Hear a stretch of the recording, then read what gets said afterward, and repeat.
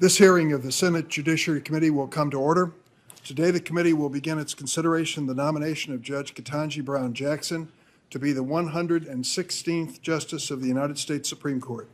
Welcome, Judge Jackson, and congratulations to you and your family. Thank you, Senator. This is a momentous occasion, and you have much to be proud of. I know you have many family members and friends who you want to introduce, and we all look forward to hearing those introductions when you make your opening statement later. At the outset, I want to note that I was sorry to hear that Justice Clarence Thomas was hospitalized yesterday. I'm sure I speak for all the members of the committee in wishing him a speedy recovery. Before I turn to my own opening statement, I want to briefly discuss today's order of events and the ground rules for the hearing. Today, each member of the committee has 10 minutes to make an opening statement. We'll go in seniority order, switching between Democratic and Republican senators. After all members have made their opening statements, we'll hear from Judge Thomas Griffith and Professor Lisa Fairfax, who are here today to introduce Judge Jackson. Each introducer will have 5 minutes to make an opening statement. Finally, we'll administer the oath to Judge Jackson, and she will make her opening statement, and that will conclude today's events. Tomorrow, we'll begin rounds of questions. For those sitting in the audience, welcome. We are glad you could be here to witness this historic occasion. I ask all of our guests to be respectful and quiet during the hearing. Please do not stand up unless you're entering or exiting the room. And if you stand up, you will be asked by one of our distinguished members of the Capitol Police to sit down. If you refuse, you'll be escorted out of the room. Let me be clear. We will not tolerate any disruptions from the audience. Any disruption will result in immediate removal. I also ask that our audience be respectful of the members of the Capitol Police who are here today to ensure everyone's safety. With that, we'll proceed to opening statements. Judge Jackson, as I said, thank you again for being here today with your family and friends. The Supreme Court has a long and storied history. Its ranks have been filled by many superb justices whose contributions to the rule of law have stood the test of time. But the reality is that the court's members, in one respect, have never really reflected the nation they served. When the Supreme Court met for the very first time in February of 1790 in the Exchange Building in New York, there were nearly 700,000 slaves without the right of citizenship in this new nation of nearly 4 million people. Neither African Americans nor women had the right to vote. There was no equal justice under the law for a majority of people living in America. In its more than 230 years, the Supreme Court has had 115 justices. 108 have been white men. Just 2 justices have been men of color. Only 5 women have served on the court, and just 1 a woman of color. Not a single justice has been a black woman. You, Judge Jackson, can be the first. It's not easy being the first. Often you have to be the best, in some ways the bravest. Many are not prepared to face that kind of heat, that kind of scrutiny, that ordeal in the glare of the national spotlight. But your presence here today, your willingness to brave this process will give inspiration to millions of Americans who see themselves in you. As I mentioned to you, I was at the steps of the Supreme Court this morning to see the rally in support of you. There were so many young African-American women and law students there seeing your pursuit as part of their dream. In other important ways, though, you're no different than many nominees who've come before us. President Biden nominated you because he knew your qualifications are outstanding. This committee knows you. You've appeared 3 previous times, and each time you've been confirmed with bipartisan support. And your professional record and life experience tell us what kind of lawyer, what kind of judge, and what kind of person you really are. Your guiding principles can be found in your life and in your work. That the Constitution must work for all Americans, not just the wealthy and powerful.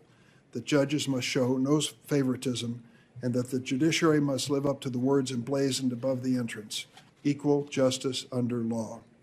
So today is a proud day for America. We've come a long way since 1790, and we know that we still have a long way to go to form a more perfect union. It's a moment that brings to mind something that the late Senator from Illinois, Paul Simon, my friend, said to Judge Ruth Bader Ginsburg at her nomination hearing. He said, you face a much harsher judge than this committee, and that is the judgment of history. And that judgment is likely to revolve around the question, did she restrict freedom or did she expand it? I return to this statement time and again because it asks a vital question. How will history judge us? Judge Jackson, I have no doubt that history will remember you as a justice who never stopped working to defend the Constitution. But I also ask the members of this committee, as we begin this landmark confirmation process, to consider how history will judge each senator as we face our constitutional responsibility to advise and consent.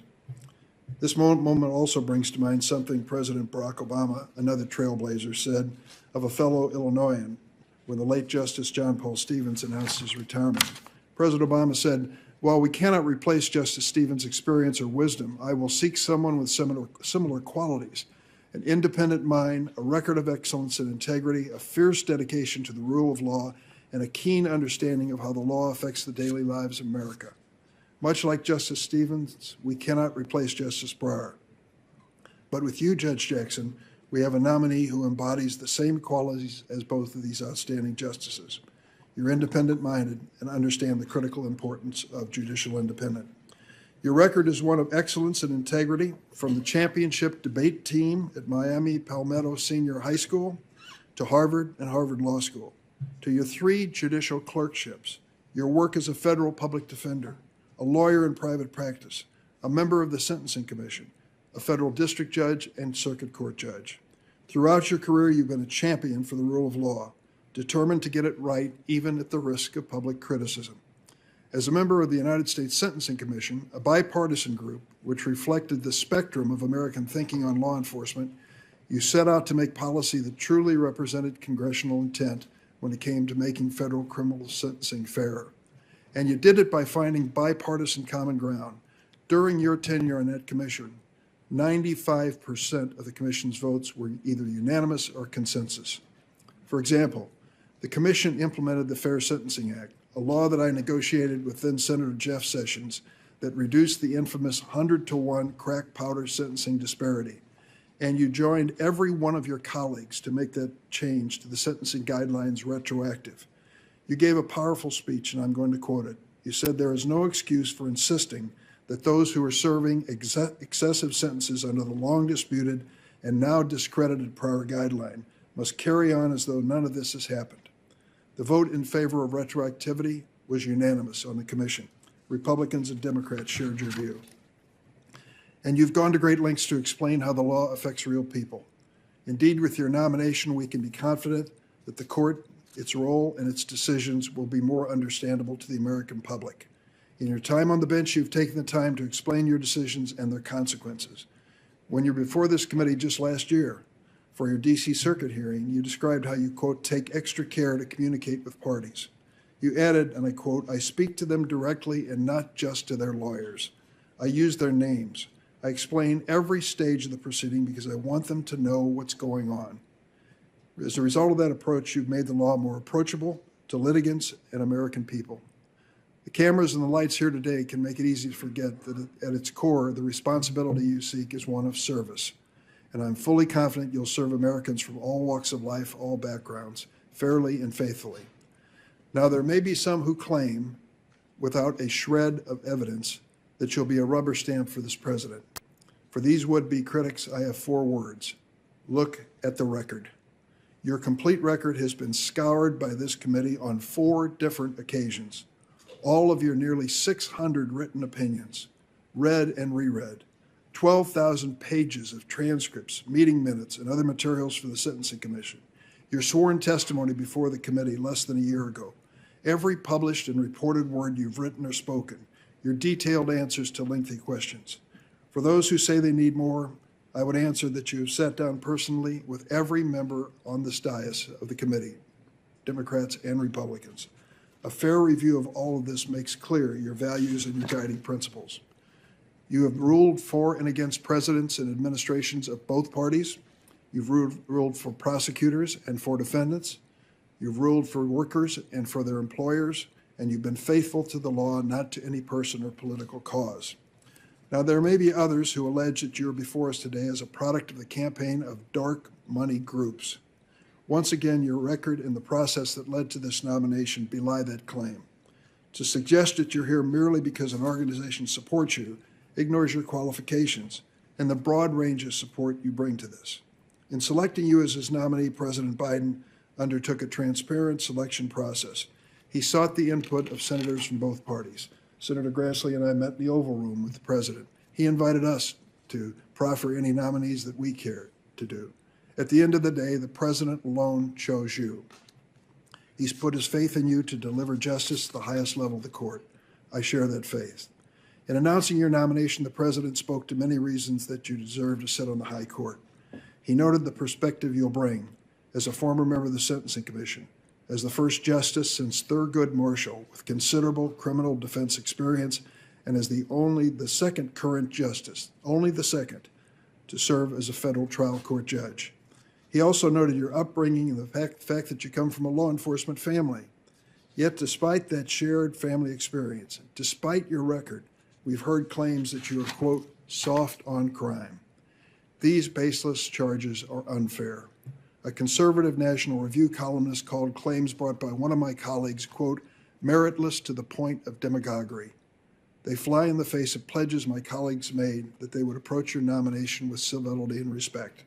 And fact checkers, including the Washington Post, ABC News, and CNN, have exposed some of these charges as falsehoods. Critics have even stooped to accusing you of sharing the views of the clients you represented, even though they know that your work as an attorney was in service to the Bill of Rights and the Constitution's promise of effective assistance of counsel. Would law enforcement officials and organizations, including the International Association of Chiefs of Police, the National Organization of Black Law Enforcement Executives, and the Fraternal Order of Police have endorsed your nomination if you were soft on crime? Of course not. I'm confident the American people will see through these attacks and any other last-minute attempts to derail your confirmation.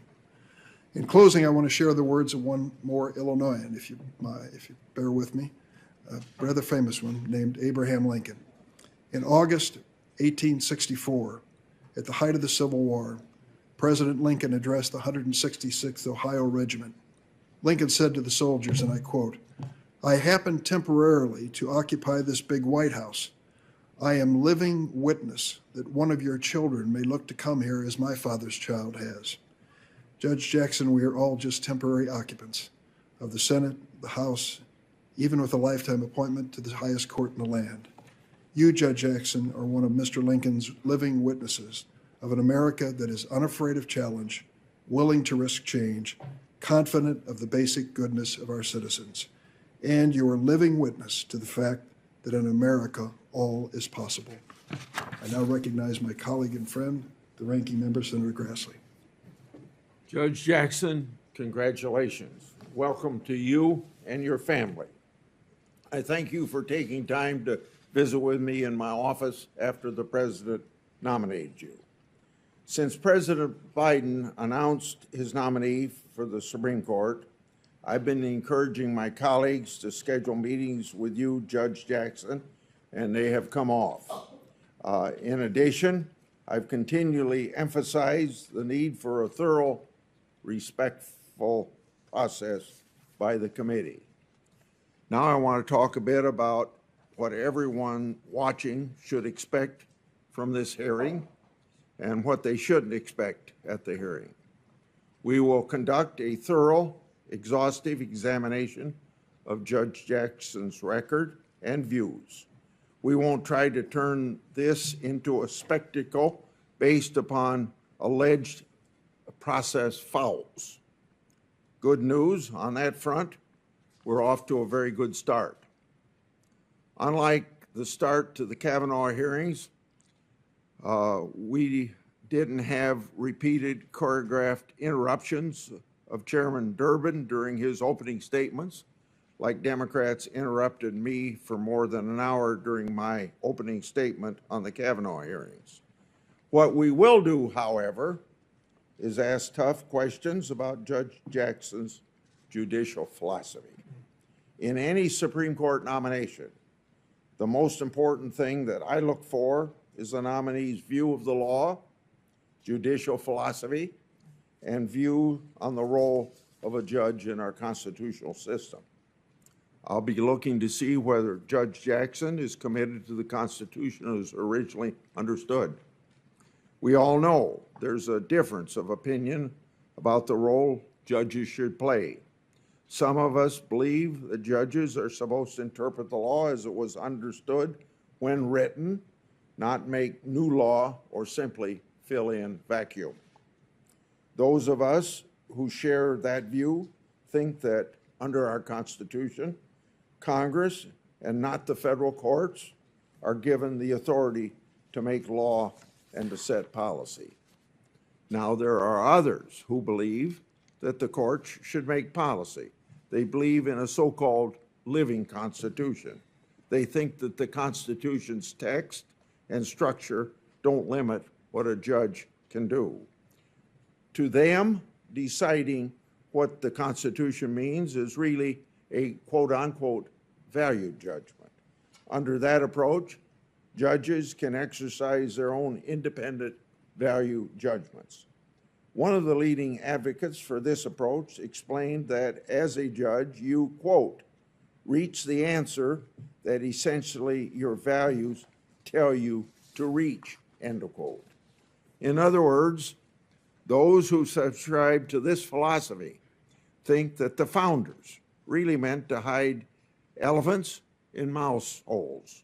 Then, with a bit of creativity, these judges can always find that elephant. That sounds like a good job description instead for legislators and not for judges. But for at least 4 years, Democrats systematically voted against many well-credentialed nominees that were diverse professionally, diverse geographically, diverse religiously, and diverse ethnically. Was it racist or anti-women for them to do so? I don't believe that it was. Democrats did it because the nominees didn't agree with living constitutionalism, just as Republicans have opposed nominees based upon their judicial philosophy. There are lots of problems with living constitutionalism. In the Senate, we spend a lot of time writing legislation. We argue over the language. We negotiate over how broad or narrow certain provisions of laws should be. If we can't convince our colleagues to adopt all of our ideas, we have been known to compromise every once in a while. We depend on judges to interpret laws as we write them. If judges impose their own policy preferences from the bench and essentially revise the laws we pass, it makes it harder for us to write good laws. Sometimes we need to include a provision that's very broad to get a colleague's support. If a judge rewrites the law later because of vague notions about fairness or equity or common good, that unravels all of our work here in the Congress. More importantly, the American people should be able to read a law and know what it means. They shouldn't have to ask how a federal judge who disagrees with the law could reinterpret the words on that page. All of this leads to the conclusion as to why we must carefully examine federal judges' records, especially Supreme Court nominees. Judge Jackson has served as an assistant public defender, worked in private practice, and served on the United States Sentencing Commission. She also served as a federal district court judge from 2013 to 2021. She served on the DC Circuit since June last year. I'm sure senators will have a few questions for Judge Jackson about the two opinions she's authored since joining the DC Circuit. As for her district court record, there have been some accusations that we cherry-pick some of Judge Jackson's criminal cases. Well, don't worry. We're going to talk about other cases as well. I was disappointed that we weren't able to get bipartisan agreement to ask for Judge Jackson's documents from her time as vice chair of the Sentencing Commission. The commission is an independent agency created to advise and assist Congress and the executive branch in the development of effective and efficient crime policy, and that's a quote. Unfortunately, It sounds like we'll have to wait until those documents are required to be released, and that will be about 20 years from now. Democrats have argued for time. Democrats have argued that Judge Jackson's time on the commission is an important part of her experience that she'll draw on as a judge. The Democrats are right on that point. That's why it would have been good to see what her views were as the head of the commission explained in a letter to Senator Durbin. The public documents turned over to this committee represent the consensus views of the commission and not necessarily Judge Jackson's own views. The Obama White House sent us roughly 68,000 pages of material, but more than 38,000 of the 68,000 pages are repeated copies of emails, threads that keeping track of the tweets about the Garland nomination. Those emails contain just one tweet about Judge Jackson. More than 13,000 of the 68,000 pages are just lists of previous nominations. So that leaves only 16,000 of 68,000 that we received from the White House that aren't obviously useless like all the other documents received. But for comparison, the White House has still withheld 48,000 pages under the presidential records and FOIA exemptions. Now that's a lot of hiding, but the limited number of useful records that we received from the Obama White House show exactly why the Sentencing Commission documents would have been important. There are a number of dark money groups on the left that argue federal judges should make policy decisions based on judges' own values. I've talked about the troubling role of far-left dark money groups like Demand Justice have played in this administration's judicial selection process. When the Demand Justice isn't creating short lists for President Biden to pick judicial nominees from or putting out new litmus tests, they're running ads campaigns attacking the independence of the judiciary. They've strongly supported the so-called progressive prosecutors who are soft on violent crime in the face of rising crime waves in cities like San Francisco, Philadelphia, Boston, and Los Angeles. Now, what does that have to do with the nominee before us? The Obama White House records indicate that a co-founder of the Demand Justice played an important role in Judge Jackson's nomination to the Sentencing Commission and the District Court. The Demand Justice co-founder even interviewed Judge Jackson about the nomination to the Sentencing Commission. It would be helpful to know what Demand Justice co-founder learned from that process and why they strongly support Judge Jackson. However, it isn't all been bad on the document front, I want to make clear. We'd asked for briefs that aren't available online for DC Circuit cases Judge Jackson worked on as an attorney. At first, we were told they might not be available for a few weeks, but to our pleasant surprise, we received them early, apparently because the White House had asked for the documents as well. Judging by timetable, we were originally given to get the briefs. That request was made after she was announced. Now those documents concern Judge Jackson's time as assistant federal public defender. Democrats have accused Republicans of vilifying nominees who have represented criminal defendants. That's just not the case, and I think that's a very unfair accusation. Previous Supreme Court nominees have also represented criminal defendants on appeals. Chief Justice Roberts was appointed by the Supreme Court to represent a defendant in an important criminal law case, and he also helped represent an inmate in a Florida death row. And Justice Barrett represented a criminal defendant appealing their conviction while she was in private practice. Now, I've distinguished between two types of nominees who have worked in criminal cases. There are Bill of Rights attorneys who want to protect defendants' constitutional rights. Then there are what I've called criminal defense lawyers who disagree with our criminal laws.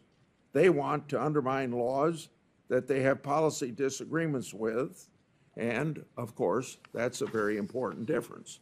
Just a year ago, no, maybe it's now 2 years ago, Democrats had no trouble opposing nominees based on arguments these nominees made on behalf of clients. I could read off quotes of Democrats doing that to Trump nominees, but we only have a few minutes for these opening statements, and I'd run out of time. On a final note, during Justice Barrett's confirmation hearing, Democrats said that she would, quote unquote, judicial torpedo, aiming at protections for pre-existing conditions. We heard that argument repeatedly. Conservatives and anyone who actually looked at her record and laws said that that was strictly nonsense. But Democrats were sure otherwise. Well, when that case was finally decided, Democrats were proven wrong. I'm sure that won't deter any of my Democrat colleagues from making some confident predictions this time around as well. But the public record should remember their track record and perhaps take those claims with a grain of salt. They were wrong in their strong declarations how Justice Barrett would rule. Judge Jackson, congratulations on your nomination. I look forward to hearing from you about your record, your views on the law, and your judicial philosophy. Thank you. Thanks, Senator Grassley. Next is the President Pro Tem of the Senate and former Chairman of the committee, Patrick Leahy. Well, thank you, Mr. Chair. And Judge Jackson, welcome. It's really good to see you again. You know, today and actually throughout this week, the committee and the country are going to hear from Judge Jackson. She's been nominated to be the next Associate Justice of the United States Supreme Court. Any nomination to the court is historic. There have only been 115 justices in our nation's history. Judge Jackson's nomination, of course, is historic in more ways than one. Her nomination, pending a confirmation by the Senate, will bring us one step closer to having a Supreme Court that is more reflective of our nation. One where diversity of race and gender, background, education, and experience allow all Americans to look to their court and see in its justices a reflection of the American people. Judge Jackson, you know, with your presence here today, you are writing a new page in the history of America, a good page. Who the president nominates and the Senate decides to confirm to our federal judiciary, and especially our nation's highest court, that's extremely important. The American people, our constituents, and their faith in the courts, that's central to our democracy. They lose that faith, then democracy loses. The decisions made in our courts and ultimately in the Supreme Court affect the daily lives of each one of us. Fundamental questions about, for example, access to health care, the integrity of our elections, the fairness of our criminal justice system, the preservation of bedrock environmental laws, protections for workers. These issues and many more are routinely decided by the court. Every American must believe that the court is going to be impartial. They must believe that our courts are not a mere political arm of the executive or the Congress, but faithful only to the rule of law.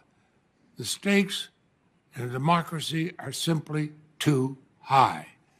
Let's make a few things clear. Judge Jackson is no judicial activist. She is not a puppet of the so-called radical left. She's been praised by Republican-appointed judges for her jurisprudence. Lawyers from the right and the left who have appeared before her in court have called her judicious and even-handed. Before I was in the Senate, I tried a lot of cases in trial court and then courts of appeal. That's what I wanted, somebody who was judicious and even-handed. I didn't care what their politics were. Judge Jackson is not anti-law enforcement. She hails from a law enforcement family. She's also won the support of preeminent national law enforcement organizations, including the National Fraternal Order of Police. And no, she's not soft on crime. Her background as a federal public defender would bring an informed perspective of our criminal justice system to the Supreme Court. I'm proud of being a former prosecutor, but confidence in my prosecution of a case was strongest when I knew the defendant had the best possible representation. When both sides and the presiding judge have a real grasp of our criminal justice system, that's when justice is most likely to be done. So I would say that Judge Jackson's background is not a liability to the court. It's a much needed asset to the court. And since her nomination, again here today, we've heard about the long distinguished record of Judge Jackson, graduate of Harvard, Harvard Law School, a judicial clerk at the district, circuit, and Supreme Court level, a federal appellate judge, a federal district court judge, a member of the U.S. Sentencing Commission, an attorney in private practice, and a federal public defender. What a resume. All these experiences and perspectives have provided her a mastery of our justice system. And I'd say in particular the criminal justice system. If she is confirmed, she had become the first ever justice to have served as a federal public defender. That's an important experience given how much the court shapes our criminal justice system. I say that from my experience as a senator, but also my experience for nearly a decade as a prosecutor. And perhaps most of all, it is Judge Jackson's nearly 10 years as an appellate and trial judge that underscore the experience she would bring to the Supreme Court. She was confirmed unanimously by the Senate in 2013 to the D.C. Circuit Court. She served with distinction for 8 years. She issued more than 500 opinions.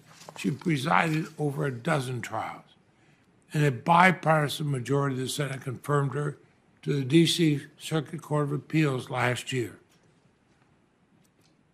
Let's be honest. She's a fair and impartial jurist with a fidelity to the law above all else. That's what Americans want to see in a Supreme Court justice. Years of so-called judicial wars have left Americans feeling like our courts have become increasingly partisan. The extreme interests of pressure groups on both sides of the political spectrum have left the American people wondering if they can get a fair shake in our courts. And yet, in this moment, we have before us a unique opportunity to change that narrative. I'm under no illusion that we can mend this process overnight. But we have before us a nominee who has brought us together across party lines before, and one I hope we can bring us back together again. The Senate can change course, return to how we fairly and objectively evaluate nominees. We can do that with a highly qualified nominee we have in Judge Jackson. Now, as Chair Durbin said, I'm the president pro tempore of the Senate. I'm a former chairman of this committee. I've participated in 20 prior Supreme Court nomination processes, most leading to confirmation, a small handful not. In fact, the first justice I voted on was from your state, Senator Durbin, John Paul Stevens. I've supported nominees from both Democratic and Republican presidents.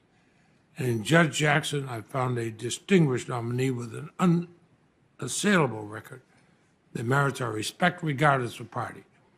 I believe the American people will see in her what I've come to learn in my review of her career and her life story. Her nomination is a reflection of the arc of our democracy, the arc that bends towards justice, as Dr. King once said.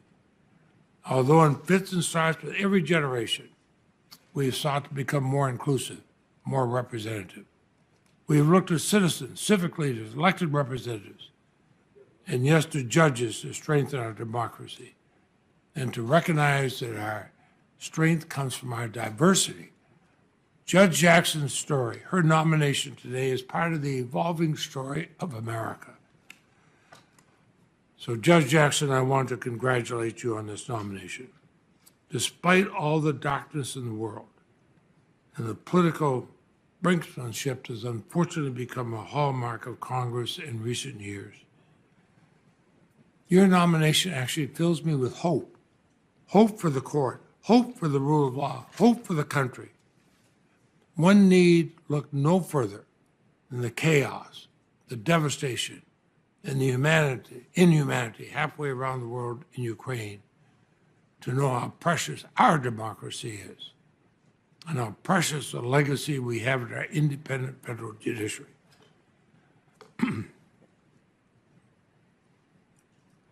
I need look no further than my own grandchildren, all of them, to know how necessary our fight for freedom, fairness, and equality is. The independence and impartiality of our courts and of the Supreme Court are a cornerstone of the great experiment that is the United States. And you, the American people, have a nominee in whom they can be proud. We have before us an historic moment, and I hope we can meet it as senators. So I look forward to your testimony. Thank you. Thank you, Senator Leahy. Next is another former chair of the committee and Senator from South Carolina, Lindsey Graham. Thank you, Mr. Chairman. Again, congratulations. Well-deserved honor here. You have worked hard all your life, and you have much to be proud of. I have said in the past that I think it's good for the court to look like America, so count me in on the idea of making the court more diverse. And in the history of our country, we've never had an African-American woman serve on the court. But I also said that didn't get much coverage. I want the court to play a particular role in America. One is make it more look like the country, but also make it operate in the confines of the Constitution. That didn't get a lot of coverage. So the hearings are going to be challenging for you, informative for the public, and respectful by us. I hope we can meet those criteria. It won't be a circus. We're off to a good start. Chairman Grassley couldn't get the first word out of his mouth before they shut down the place, so that's off to a good start. Most of us couldn't go back to our offices during Kavanaugh without getting spit on. Hope that doesn't happen to y'all. I don't think it will. As to the historic nature of your appointment, I understand. But when I get lectured about this from my Democratic colleagues, I remember Janice Rogers Brown, the African-American woman that was filibustered by the same people praising you. I remember Miguel Estrada, one of the finest people I ever met, completely wiped out. Didn't make it through the gang of 14, whatever gang I was in. I've been in so many I can't remember. He didn't make the cut. Well-lived life just completely ruined. So if you're Hispanic or African-American conservative, it's about your philosophy. Now it's going to be about the historic nature of the pick. It's going to be about your philosophy. The bottom line here is when it is about philosophy, when it's somebody of color on our side, it's about we're all racist if we ask hard questions. It's not going to fly with us. We're used to it by now, at least I am. So it's not going to matter a bit to any of us. We're going to ask you what we think you need to be asked. And Senator Hawley, you need to ask her about her record as a district court judge. You should. I hope you do. And we'll see what she says. Very fair game. Now, President Biden had a choice here, and he has every right to make it. Elections have consequences. He had many qualified African-American women to choose from. He chose you. Michelle Childs, a district court judge from South Carolina, supported by Jim Clyburn. That was in the mix. I think it came down to about 2, 3, 4 people. Don't know for sure, but that's what the press was reporting. And when it came to Judge Childs, this Arabella group, Senator Whitehouse, you talk about dark money, you may be onto something. This Arabella group is funded by Soros and some other liberal billionaire. They got so many groups within their group, I can't name them all now, but they basically said if you pick Childs, you may have a primary opponent. The FL-CIO said Judge Childs was a union buster. The attacks from the left against Judge Childs was really pretty vicious, to be honest with you. So you say, Judge Jackson, you don't have any judicial philosophy per se. Well, somebody on the left believes you do. Or they wouldn't have spent the money they spent to have you in this chair. So we're going to find out how that statement holds up over time. A viewer's guide to this hearing. She will be asked about her sentencing practices as a district court judge, and she'll have a chance to explain her reasoning, and you can make up for yourself what this means, but it's good to be asked. About her legal views, I'll ask her about the law of armed conflict and her view of the law of armed conflict. The fact that you represent a Gitmo detainees is not a problem with me. Everybody deserves a lawyer. You're doing the country a great service when you defend the most unpopular people. But I do want to know about your amicus briefs after you're no longer a defense counsel weighing into the Supreme Court about how they decide law of war issues. That matters a lot to me. I think it does matter that the groups that came to your aid at the expense of Judge Childs, how did that happen and why were they doing what they were doing? What is it about your nomination that the most liberal people under the umbrella of Arabella threw in their money, their time, their support, and threatened Joe Biden if he picked Judge Childs? I want to know more about that. I want to know about your judicial philosophy, because people on the left, the far extreme part of the left, believe that you were the best bet. And I want to know why they reached that conclusion. Maybe there's no explanation you can give us, but we'll talk about that. Now, when we say this is not Kavanaugh, what do we mean? It means that Democratic senators are not going to have their windows busted by groups. That's what it means. It means that no Republican senator is going to unleash on you an attack about your character when the hearing is virtually over. None of us, I hope, have been sitting on information about you as a person for weeks or months.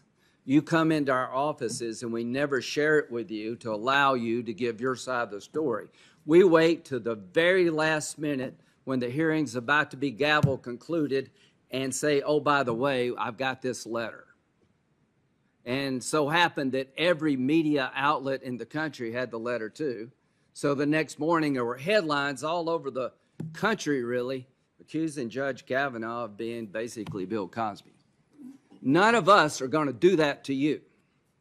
And if any of us does that to you, all hell will break out, and it should.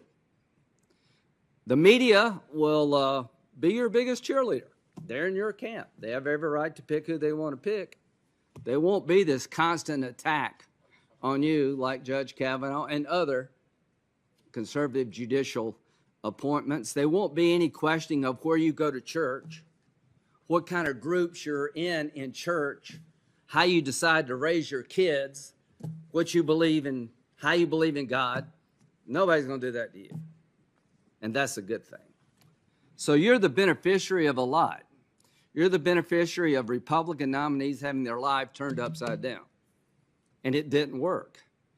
So I'm hoping that we can have a hearing that's respectful, that's informative, that's challenging. And President Biden has every right to pick who he'd like to pick. That comes with winning the White House. And I've been very inclined to support the picks of people that I would not have chosen. But this is a new game for the Supreme Court. And this game is particularly disturbing to me because there's been a wholesale effort of the left to take down a nominee from my state. And I don't like it very much. And if that's the way the game's going to be played, then I'll have a response, and I don't expect it to be reward that way of playing the game. Judge Childs would have gotten 60-plus votes. There have been people in my caucus that would have voted for her, even though we knew she would be a reliable liberal vote, because I and Senator Scott would have stepped up. Now we're facing a choice sponsored by the most radical elements of the Democratic Party when it comes to how to be a judge. They have the most radical view of what a judge should do, and you were their choice. And you'll be asked, do you support expanding the Supreme Court? I hope you can give us an answer, because it shouldn't be hard. Either you do or you don't. Justice Ginsburg said no. She thought if you just changed the number of the court every time somebody new came in power, it would ruin the court in the eyes of the public and make it a joke over time. I agree with that. So I hope you can give us an answer to that question, because I think the court would be better off if the judges stood up for the court. If the judges told politicians, don't play this game with the court, because over time nobody wins. So congratulations. It's going to be a couple of interesting days, and we're off to a better start than we have been in the past. And the one thing I can promise you, you will not be vilified, you will not be attacked for your religious views, you will not be accused of something that you could not defend yourself against until it was too late. Thank you. Thank you, Senator Graham. Senator Feinstein. Thanks very much, Mr. Chairman. I want to begin by congratulating you, Judge Jackson, on this appointment. I've reviewed the records of a number of judicial nominees during my service on this committee. This is actually the 10th set of confirmation hearings for a Supreme Court nominee that I've participated in during my time in the Senate. And looking at your record, it's clear that you have the qualifications and the experience and the knowledge needed to serve on the Supreme Court. And as a woman, it makes me very proud of that. As we begin these hearings, we as senators take seriously our constitutional duty to advise the President on his appointment of a new Supreme Court justice. In the current term alone, the Supreme Court is addressing cases on issues that are foundational to who we are as a country. Let me just give you 3 examples.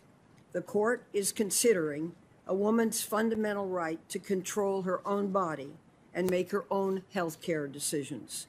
It is considering the legal authority of the Environmental Protection Agency to fight climate change.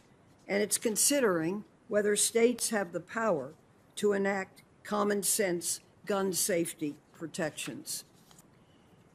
As a former mayor, I saw how these problems affect people, everyday people, on everyday streets throughout my city and then subsequently the state of California.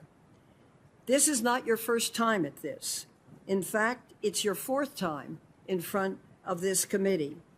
The full Senate has already confirmed you on a bipartisan basis 3 times to serve as vice chair of the U.S. Sentencing Commission in 2010, as a federal district court judge 2013, and as a federal appellate court judge in 2021. And you have done us proud.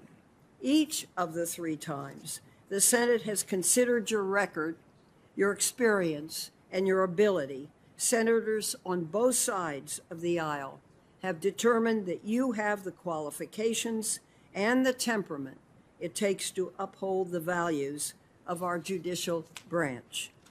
As I see it, those values are knowledge, even-handedness, impartiality, integrity, respect for the rule of law, and fundamental fairness to all. And your record actually shows that you exemplify these values. The Supreme Court is not a political institution.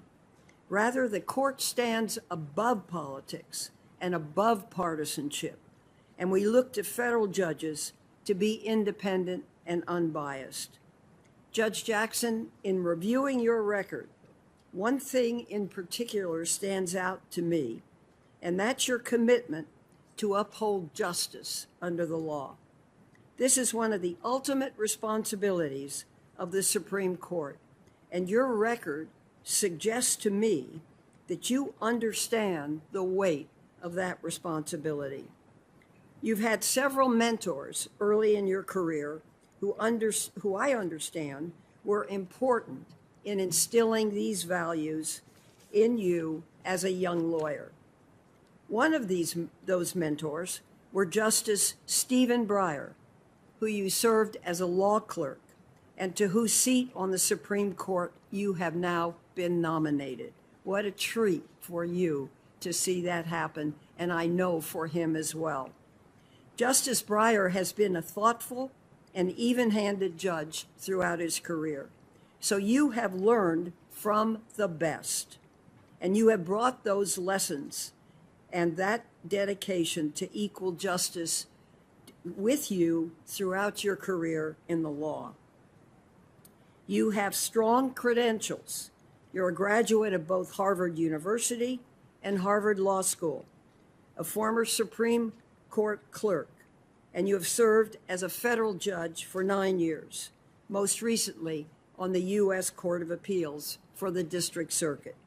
These are impressive credentials, and they are also familiar to those of us who have reviewed numerous nominees to the court. But you also bring experiences that are less common, especially at the Supreme Court. The first is your service as a federal public defender earlier in your career. If you were confirmed, you would be the first ever federal public defender to sit on the court, and the first justice since Thurgood Marshall with significant experience representing low-income defendants and criminal cases. I believe this is very significant and important because as a former public defender, you understand the power of our constitutional rights, including the Sixth Amendment right to counsel and the Fifth Amendment right to due process. You also understand the effect of law and the law enforcement system on the most vulnerable. And I believe your 8 years of expertise as a trial judge on the D.C. District Court is very valuable. So, if confirmed, you would be one of only 2 former federal district court judges serving on the court, the other being Justice Sotomayor. I believe your perspective as a former trial judge will serve you well on the court. You've been responsible for implementing the precedent set by higher courts. And because of that, you understand the need for clarity in legal opinions, for achieving consensus wherever consensus is possible. And that has been your record. It's important to have justices with a broad set of views and experiences on the Supreme Court. And I believe your background and your experience will only serve to strengthen the Supreme Court. I trust that my colleagues on this committee will recognize that you are unquestionably qualified for this position. I wish you well. I look forward to learning more about you over the course of the coming days. Thank you, Mr. Chairman. Thanks, Senator Feinstein. Senator Cornyn of Texas. Thank you, Mr. Chairman. Judge Jackson, let me join my colleagues in extending a warm welcome to you and your family. Congratulations on your nomination. I enjoyed sitting down with you recently and talking about your experience as both a lawyer and a judge and how that's molded your views of our judicial system. In the coming days, I hope we can have a candid conversation about your record and your judicial philosophy. As I told you the other day, these proceedings will be thorough but civil. As a member of this committee, I've had the opportunity to provide advice and consent on 7 previous Supreme Court nominations. This is number 8. I've seen the good, the bad, and the ugly when it comes to the way the Senate conducts these proceedings, and so have the American people.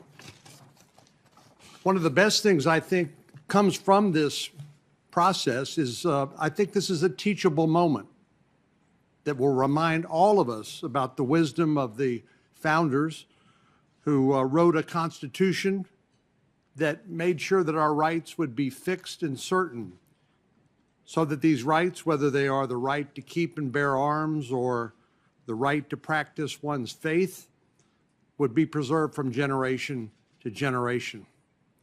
As you know, the founders established 3 separate branches of our government, a system of checks and balances, if you will. This was done for the purpose of preserving individual freedom and avoiding tyranny, and ensure that our government was ultimately accountable to the people from whom all political power derives. Article 3, as you know, vests the Supreme Court and inferior courts with the judicial power. But the framers were very clear. The courts are not vested with a policy-making authority. According to our Constitution, courts hear cases and controversies and decide them. Nothing more, nothing less. That's an important distinction to remember in the days that lie ahead.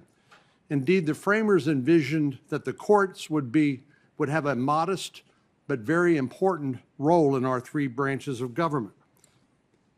You'll recall Federalist 78, where Alexander Hamilton said the courts would have no influence over either the sword or the purse, and that it may truly be said to have neither force nor will, but merely judgment. Part of that judgment requires a judge to go where the law commands, whether or not you personally approve or not. And it starts with deciding cases as presented and not cherry-picking the facts or the law and starting with a decision and then justifying it by the way, by cherry-picked facts and provisions of the law. While the framers provided that the president would nominate judges, the framers also set up a framework that allowed judges, once you are confirmed, to exercise independent judgment, free from elections and politics. And so these Supreme Court confirmation hearings are really the only chance we have as representatives of the people to vet somebody who will serve the remainder of their life. Unfortunately, there are some driven by their ideology that want the Supreme Court to do more than what I've just described. These are some of the same people who tried to bully Justice Breyer into an early retirement. These activists demand that the court make policy and deliver results they can't achieve through the deliberation, compromise, and rough and tumble of legislative politics. And when the court does not deliver the results they want, they attack its institutional integrity and legitimacy. In recent years, these radical views have made their way into the mainstream. On the campaign trail, President Biden refused to disavow court packing. 2 years ago, the Democratic leader of the Senate went to the Supreme Court steps and threatened 2 sitting Supreme Court justices by name if they did not rule in a particular way. Dark money groups like Demand Justice have paid millions of dollars to promote court packing and sow public distrust in the legitimacy of the Supreme Court. Justice Breyer, as you know, recently warned of the crippling effect this politicalization of the court and its decision-making can have He said, without the public's trust, the court would no longer be able to act as a check on the other branches of government and a guarantor of the rule of law, threatening the foundations of our constitutional system. Judge, I know you know that the courts are not designed to deliver particular policy outcomes or to invent new rights out of whole cloth. That's why it's imperative that we explore your judicial philosophy during this hearing. I will say I was a bit troubled that you have not so far provided us with much clarity on that matter. Someone as accomplished as you are, who spent years engaging and thinking about our Constitution and laws, has surely formed a judicial philosophy. This is not your first rodeo. You've had an impressive career, Judge, as a Supreme Court clerk, appellate advocate, and trial court judge. I like the fact that you've had such broad experience in our judicial and legal system. But there are still unanswered questions that remain. I'm a bit troubled by some of the positions you've taken and arguments that you've made, representing people who have committed terrorist acts against the United States and other dangerous criminals.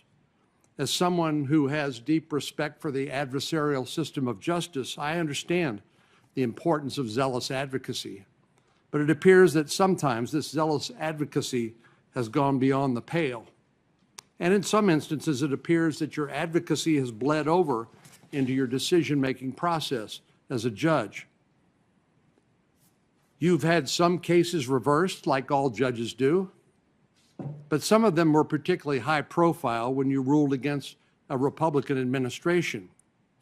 I'm eager to understand why in some instances you found that you could not decide a particular issue, while in other instances you enjoined a Republican administration from implementing its policies. I'm also interested, as others have mentioned, in your opinion, why pro-abortion, dark money groups like Demand Justice, and anti-religious liberty groups are pouring millions of dollars into a public campaign in support of your nomination. Judge Jackson, these are some of the questions and concerns I have. I assure you that you will have every opportunity to address these concerns as the committee evaluates your ability to fairly and impartially deliver justice should you be confirmed. So I welcome your testimony at these hearings, and I look forward to our give and take. Thank you very much. Thanks, Senator Cornyn. Senator Whitehouse, Rhode Island. Thank you very much, Chairman. Welcome, Judge Jackson. I could not be more delighted to have you here. This is a refreshing moment. We are holding a hearing for an accomplished, experienced, highly qualified nominee to the Supreme Court who came to us not through a dark money funded turnstile, but through a fair and honest selection process. Judge Jackson has unparalleled breadth of experience, both on and off the bench.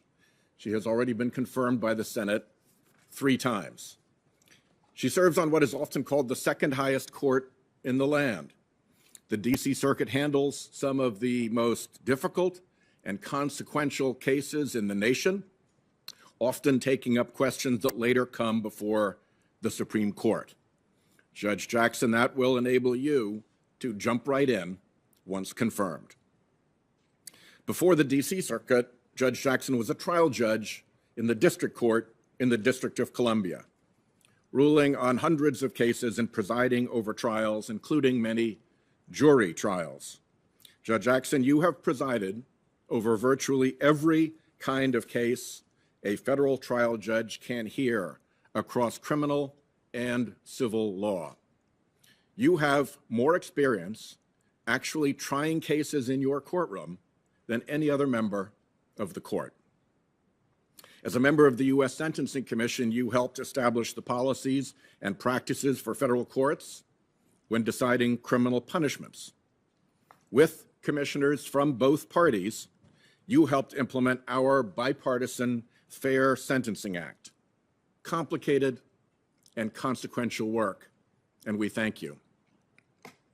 It matters to me, Mr. Chairman, that Judge Jackson was also a civil litigator and public defender. She wasn't groomed in partisan petri dishes. She learned practical courtroom experience in both civil and criminal law, how the judicial system works and how it serves or doesn't serve different litigants. And I must say that in Rhode Island, we love that before you clerked for Justice Stephen Breyer, you clerked for Rhode Islander Bruce Selya on the First Circuit. Judge Selya was nominated by Ronald Reagan. He is well regarded by bench and bar, and he thinks the world of Judge Jackson. She is absolutely everything you would want in a Supreme Court justice, he told the Boston Globe in February. She has all the tickets in terms of her intelligence, her education, her work experience, and her demonstrated judicial temperament.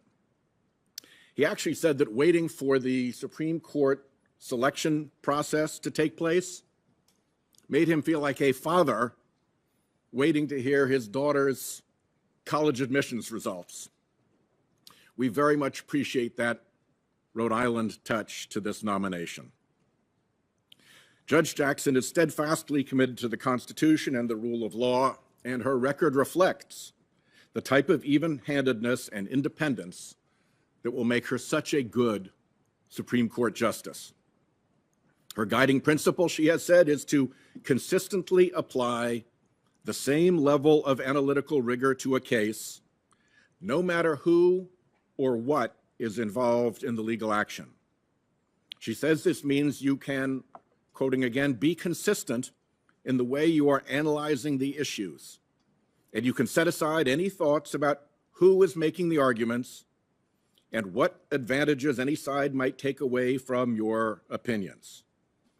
If you have fidelity to the rule of law that is grounded in looking at only those inputs, she said, then I think you can rule without fear or favor. Mr. Chairman, Judge Jackson will be an exemplary justice both because of the qualities that she possesses and because she did not undergo a secret pre-selection process to get here. She is before us on the basis of her own merit, not on the recommendation of a secretive right-wing donor operation hiding behind anonymous multi-million-dollar donations and aimed at capturing the United States Supreme Court as if it were some 19th century railroad commission. The unpleasant fact is that the present court is the court that dark money built. Anonymous donations funded the Federalist Society while it housed the selection turnstile run by the dark money donors. Anonymous money funded the dark money group down the same hallway as the Federalist Society that ran the dark money political campaigns for the selected justices.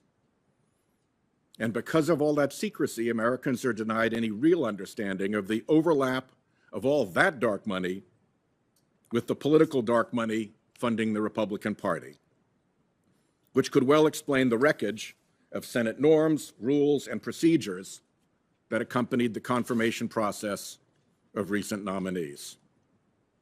Judge Jackson's nomination and the process by which she was selected stand in sharp contrast. President Biden undertook a thorough and independent review of her record, and she will proceed through a thorough and fair process here in the Senate. We will abide by the new precedents set by Republicans in recent years, but we will not be fabricating new ones. We've already seen dark money groups use dark money to run ads charging that dark money swayed this selection. We are hearing that again today. Ironic, when hundreds of millions of dollars in right-wing dark money built the current court majority and still signals its wishes through flotillas of dark money front groups posing as amici curiae. I welcome the debate on these points, and I look forward to hearing more from the excellent nominee before us. Judge Selya counted the late Justice Ruth Bader Ginsburg an old friend. I see some of the same qualities in Ketanji that I saw in Ruth, he said. Humility, the ability to inspire others in a quiet way, not at the top of her voice. Some people, he said, have the capacity to inspire by example and the force of their reason. Judge Jackson, I'm certain your capacity to inspire through force of reason will be on display here this week. Thank you, Chairman Durbin, for your leadership of the hearing, and thank you, Judge Jackson, for being with us today. Thanks, Senator Whitehouse. Senator Lee of Utah. Thank you, Mr. Chairman, and thank you, Judge Jackson, for joining us today. I appreciated the conversation you and I had in my office a few days ago, and your willingness to engage in a lively, interesting conversation during that. I look forward to more of that this week. I've enjoyed also meeting your husband and your two lovely daughters. They're wonderful people. I'm grateful to you for your service to the federal judiciary and as a member of the bar. You bring to the court, as I mentioned to you last week, a unique set of experiences. If you're confirmed, you will be someone who has served at all three levels of the federal judiciary. And as a result of that, you'll have a perspective that's different than that of most who have served on that court during the modern era. And I appreciate your willingness to be considered and to be here to talk to us about our questions. I echo what many of my colleagues have said today, in that I am dedicated, as I always have been, to making sure that these hearings are respectful. Engaging in the politics of personal destruction is not something we should ever aspire to. It is something that has occurred on this committee in the context of Supreme Court nominations. I'm pleased to say that it has never been under Republican leadership that such attacks have occurred, and I intend to make sure that this hearing is no exception to that. There are a few reasons for that. First and foremost, the most obvious is that respect to human beings requires it. Secondly, it's important because if we focus on personal attacks, that means we will be betraying our duty under the Constitution and to our constituents to make sure that we do our jobs fairly and properly. When we're focused on things that we have no business doing, like bringing forward spurious, last-minute, uncorroborated accusations of a personal nature, we neglect the importance of talking about the jurisprudential role, the philosophy that guides individual jurists, and the document that we're all sworn to uphold and protect, the Constitution of the United States. It's also important for an additional reason, a third reason. It has to do with the fact that, having been nominated to this position, we know that you stand a very decent likelihood of ultimately being confirmed to this position, in which case you'll serve as a member of the Supreme Court of the United States. And I think it's important that even when, especially when, we disagree with decisions issued by that tribunal, we as a committee, as the Senate Judiciary Committee, not engage in speech or behavior that would undermine the legitimacy of the Supreme Court of the United States. You see, it's the legitimacy of the courts that gives them their potence, their power, their significance in our system of government. We all have a duty to make sure that we don't undermine that very thing that we purport to be protecting. Let me tell you some of the things that I look for when reviewing a nominee, and a few things that I intend to focus on in these hearings with you. One of them will involve any nominee's commitment to judicial self-restraint, to understanding the judicial role, what it is and what it is not. Any judicial nominee these days will acknowledge that he or she understands that the role of the judge is to interpret the law based on what it says, rather than on the basis of the judge's personal opinion. This is all very true.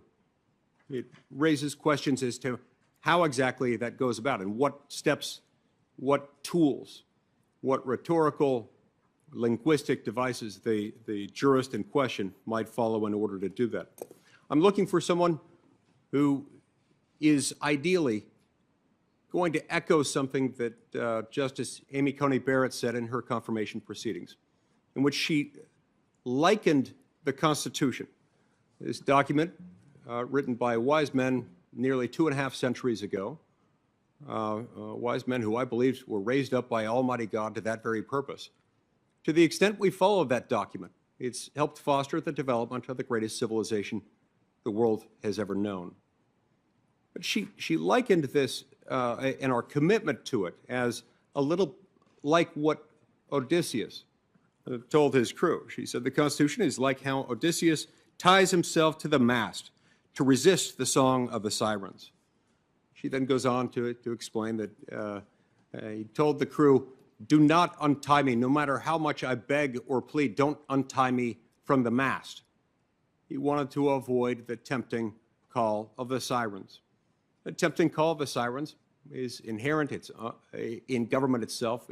It's understandable. And that's why we tie ourselves to it. Critical to that is the federal judiciary, the ultimate backstop, the backstop that's there to resolve disputes. Now, the Constitution isn't just something for the courts. It's not something that's owned exclusively and independently by the federal judiciary or the Supreme Court itself. But it does play an important role because the court's there to resolve disputes that arise within the court's jurisdiction as to the meaning of a particular provision of federal law, whether in the Constitution itself or as enacted into law by Congress. So we need a jurist who's willing to respect that role and demonstrate judicial humility. What I mean by that is an ability to acknowledge that there are a lot of things not within the province of the courts that entail policy. The job of the court of the judiciary is never to exert will or force. It is only judgment. It's discerning what the law says. A nominee also, I believe, needs to show a steadfast commitment to the principle of separation of powers. There are a couple of forms of separation of powers required by the Constitution along two axes. One operates along the vertical axis that we call federalism.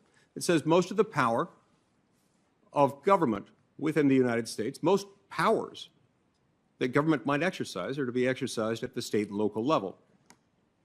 Power that's federal is the exception, not the norm in our constitutional system of government.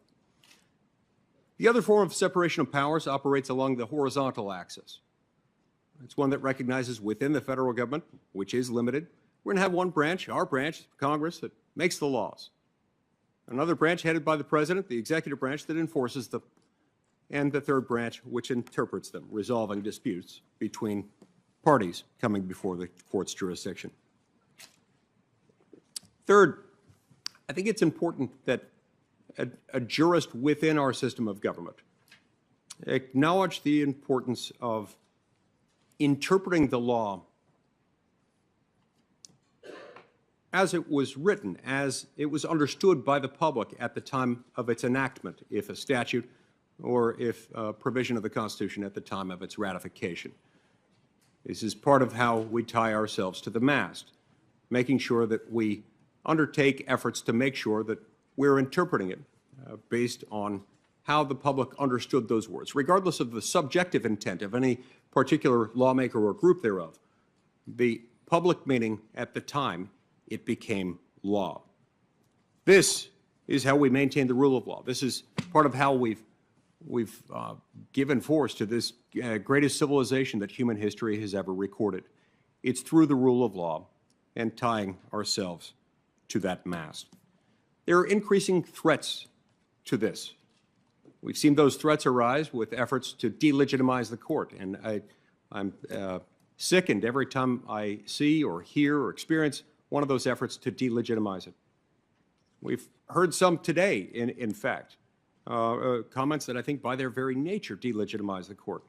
Another thing that can delegitimize the court are arguments made in favor of packing the Supreme Court. This was attempted by President Franklin D. Roosevelt in 1937. It did lasting damage to the court. It didn't succeed as a legislative matter. but it's arguable that it left a mark and not a pretty one. There is nothing in the Constitution that requires us to have 9 and only 9 justices. That is, under the Constitution, left to Congress's determination. But 9 is a number that works. It's worked now for 152 years. It's not one that we ought to revisit, and it's one that Supreme Court justices of various ideologies, including your former boss, Justice Breyer, whom I really enjoyed getting to know when serving as a law clerk on the Supreme Court. I enjoyed our conversations with him. He, Justice Ginsburg, Justice Thomas, and so many others have been against that. We must protect the court. We may not protect the court. We lose ability to protect the court if we allow arguments to take root that are focused on expanding that and turning the court into a political body. Thank you, Mr. Chairman. Thanks, Senator Lee. Senator Klobuchar of Minnesota. Thank you very much, Chairman Durbin, and thank you, Ranking Member Grassley. Judge Jackson, welcome. We met recently in my office, and we have seen you in this committee before, and we are so happy to have you back. If Senator Whitehouse is pleased that you once clerked for a Rhode Island judge, we in Minnesota are equally happy that you are wearing bold purple today, winning over both Prince and Minnesota Vikings fans the world over. I'd like to welcome your husband, Patrick, and your 2 daughters and your other family members and friends. It is clear that your family, starting with your parents, who I got to meet, who are sitting there in the front row, who once worked as teachers, that your family has been a constant source of inspiration and support for you. My mom taught 2nd grade until she was 70 years old. So I know firsthand it's pretty great to have a parent who was also a teacher and they never stopped checking your spelling. As a lawyer who also balanced work with parenthood myself, I particularly enjoyed your story, Judge, about sitting with your dad. You had a coloring book and he was studying his law books. While these hearings are truly an opportunity, as my colleagues have pointed out, for Americans to get to know your legal acumen, we also learn about your background, your experiences, your values. And for so many of us, including people watching this hearing across the country, our values start with our family. There's something else particularly special about this hearing, of course. You've been nominated by President Biden as the first Black woman to serve on the Supreme Court. That's historic, with 115 justices having served so far in our history. You're the first Black woman, and it's long past time. In fact, this entire hearing is about opening things up. The hearing room, we've opened it up with actual guests for the first time in a while. And you're opening up the Senate and the court by virtue of your very presence. You, Judge, are opening a door that's long been shut to so many. And by virtue of your strong presence, your skills, your experience, you are showing so many little girls and little boys across the country that anything and everything is possible. We're here to carry out one of this committee's most solemn constitutional obligations, to advise and consent on President Biden's nomination to the Supreme Court. But this is also a time for us to consider the Supreme Court's place in our democracy and how it impacts people. You've been nominated to Justice Breyer's seat. You clerked for him, and I know he's been and is a wonderful mentor to you. So I'd like to start with some of his words. Justice Breyer once wrote that the Supreme Court must help maintain public acceptance of its own legitimacy. He said, "It can do this best by helping ensure that the Constitution remains workable in a broad sense of the term. Specifically, it can and should interpret the Constitution in a way that works for the people of today, making it work for the people of today." Those words, his words, are highly relevant to the court. And Justice Breyer didn't just write about those values. In his 27 years on the court, he lived them. He approached cases with a pragmatic view of the law, and he understood that reference to the Constitution requires not just a respect for the past, although it does that, but also an eye toward the future.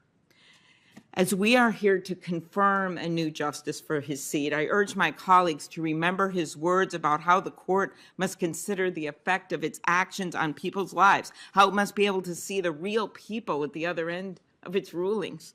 Like Americans who are one Supreme Court decision away from losing their health insurance, or one court decision away from the ability to make their own health care choices, or the dreamers who could lose the only country they've ever known, or the people who waited for hours in the rain one recent election day in Wisconsin, wearing garbage bags and homemade masks in the middle of what would soon become a global pandemic, just to cast a ballot, just to exercise their constitutional right to vote.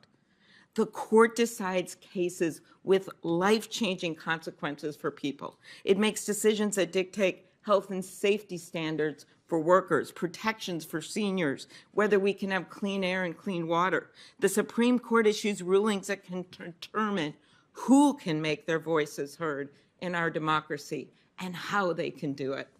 So, Judge Jackson, this week I look forward to hearing more on your views about the real-world implications of the law and about how you will respect the Constitution and legal precedent, all the while striving to ensure we have a court that works for the American people. Judge, I believe you have exactly the sort of understanding of what the law means in people's lives that Americans would want in a justice. You're from a family that knows something about making it work. Both of your parents attended segregated primary schools and later became teachers. And when your dad set his sights on becoming a lawyer, your mom figured out how to support the family while he attended law school. After being a star debater in high school, you went on to graduate magna cum laude in college and went on to graduate with honors from law school.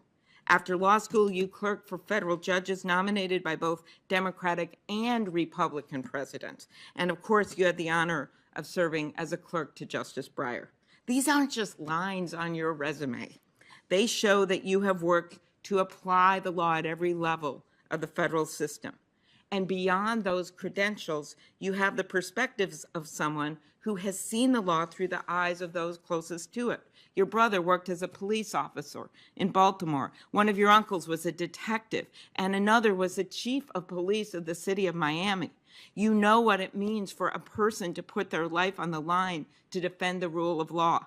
It is no surprise to me that you received the letter that Senator Durbin mentioned, the letter of support from the Fraternal Order of Police. And as a former federal public defender, you also understand that for our justice system to be truly workable, it must account for those who lack the resources to defend themselves. And you would be the first justice to bring that experience to the court. Judge, I believe it is because of your experience and respect for the law that the Senate has confirmed you 3 times with bipartisan support as Vice Chair and Commissioner of the U.S. Sentencing Commission, Judge on the D.C. District Court, and most recently the D.C. Circuit Court of Appeals. In each of these roles, you've lived up to that bipartisan support. As a commissioner, over 90% of the votes you participated in were either unanimous or voice votes. As a district court judge, you wrote nearly 600 opinions, applying the law and precedent to the facts fairly and impartially without regard to your personal views. I will note that if you are confirmed, you will join Justice Sotomayor as the only other justice on the bench with experience as a trial court judge. As a circuit court judge, you have written decisions joined by judges appointed by presidents of both parties. And let's not forget, you have 9 years of judicial experience, more than 4 other justices currently on the court prior to their confirmations. Not that we're counting. Judge Jackson, and I expect this to come through loud and clear during these hearings, you have the experience and record of a jurist who is dedicated to the fair application of the law, committed to consensus, and determined to make sure that the court and the Constitution work for the people of today. And one last point. Judge, your confirmation hearing comes at a moment in our history when the people of this country are once again seeing, this time in Ukraine, that democracy can never be taken for granted. Eternal vigilance, it's been said, is the price of liberty. Last week, I was at the Ukrainian-Polish border with refugees streaming through checkpoints, leaving everything they had behind with only a suitcase and a backpack, walking into the loving arms of their neighbors in Poland, a country with a long, hard history of having been invaded by Nazis and Russians and Prussians and Habsburgs. As our ambassador there told me, at this moment in history, the people of Poland are achieving the dreams their grandparents could never realize. They are saying to their Ukrainian neighbors, we value freedom and respect your democracy. We value you so much that we will take you into our homes and into our hearts. We will open our doors and not shut you out. And this horrendous war against evil and the courage of the Ukrainian people is happening at the very same time our country is opening our minds after being separated through a 2-year pandemic from our neighbors, not only around the world, but in our own country, in our own towns. This moment bestows upon us a new opportunity to see one another again and to be part of our own democracy, to respect each other's rights and views, to see that we are not a nation of 300+ million silos. Instead, we are a nation that must re-embrace the simple principle that unites us as Americans, and that is that our country is so much bigger in what unites us than what divides us. That's the pivotal moment we are in. That's your moment. It's a time for us to consider what the courts mean to our democracy, to recall how the framers envisioned the courts to work as a ballast in our system of government, and to rededicate ourselves to the sacred protection of our rights and the upholding of our Constitution. So as we move forward with these hearings, let us be grounded in the central role of the court and the Constitution in our democracy, of what it means to our system of government that we can never take for granted, and how we must always be vigilant that it is serving the people. Judge Jackson, I'm confident you will come to the bench as a justice with a bedrock appreciation of what the Constitution and the law means to America, with the real-world perspective we need. Thank you for your willingness to serve at this important time. Thanks, Senator Klobuchar. Senator Cruz of Texas. Thank you, Mr. Chairman. Judge Jackson, congratulations on your nomination. 11,107 men and women have served as members of the House of Representatives. 1,994 men and women have served as members of the United States Senate. Only 115 men and women have served as Supreme Court justices. The position to which you have been nominated is extraordinarily important. And that is why the Senate is given the responsibility for advice and consent under the Constitution. Because the job matters immensely. Supreme Court confirmations were not always controversial. In fact, Bushrod Washington, when nominated to the Supreme Court in 1798, was confirmed the very next day. So what changed? Well, what changed is, starting in the 1960s and the 1970s, the Supreme Court's role in our society changed dramatically. The Supreme Court became a policy-making body rather than a merely judicial body. Just a moment ago, my colleague, Senator Klobuchar, said we should consider the Supreme Court's place in our democracy. Well, starting in the 60s and 70s, the Supreme Court decided its place in our democracy, at least too many justices, was to set aside the democratic decisions of the people and instead to mandate the policy outcomes they themselves supported. Our Democratic colleagues want the Supreme Court to be anti-democratic. Our Democratic colleagues get frustrated with the democratic process. When they can't pass gun control laws because the American people don't support them, they want unelected judges to mandate those same laws instead. Law after law after law that they can't get through the democratic process, the Democrats have decided it's much simpler to convince 5 lawyers in black robes than to try to convince 330 million Americans. That is why Supreme Court confirmation hearings have become so contentious, is because the Supreme Court has arrogated to itself a responsibility the Constitution doesn't give it, which is to make contested policy decisions and take them away from the American people. Now, what should this hearing be and what should it not be? Well, you've heard a number of members on the Republican side of the aisle quite clear on what it should not be. This will not be a political circus. This will not be the kind of character smear that sadly our Democratic colleagues have gotten very good at. And it's important to note, a couple of years ago I was doing my weekly podcast and I was on with a noted liberal intellectual who made a comment something to the effect of, well, both sides do this. Both sides smear Supreme Court justices. And I was forced to laugh out loud and say, look, I understand that's a pretty good talking point. It just happens not to be true. It is only one side of the aisle, the Democratic aisle, that went so into the gutter with Judge Robert Bork that they invented a new verb, to bork someone. It is only one side of the aisle that with Justice Clarence Thomas was so reprehensible that, as the president who nominated him, President George Herbert Walker Bush, wrote at the time, quote, "What's happening to Clarence Thomas is just plain horrible. All the groups that tried to beat him up on abortion or affirmative action have now come out of the woodwork. They are trying to destroy a decent man. This is an ugly process, and one can see clearly why so many good people elect to stay out of public life." As Justice Thomas observed in that hearing, what happened there was, to use his words, a high-tech lynching. And I would note the chairman who presided over that disgrace was Joe Biden.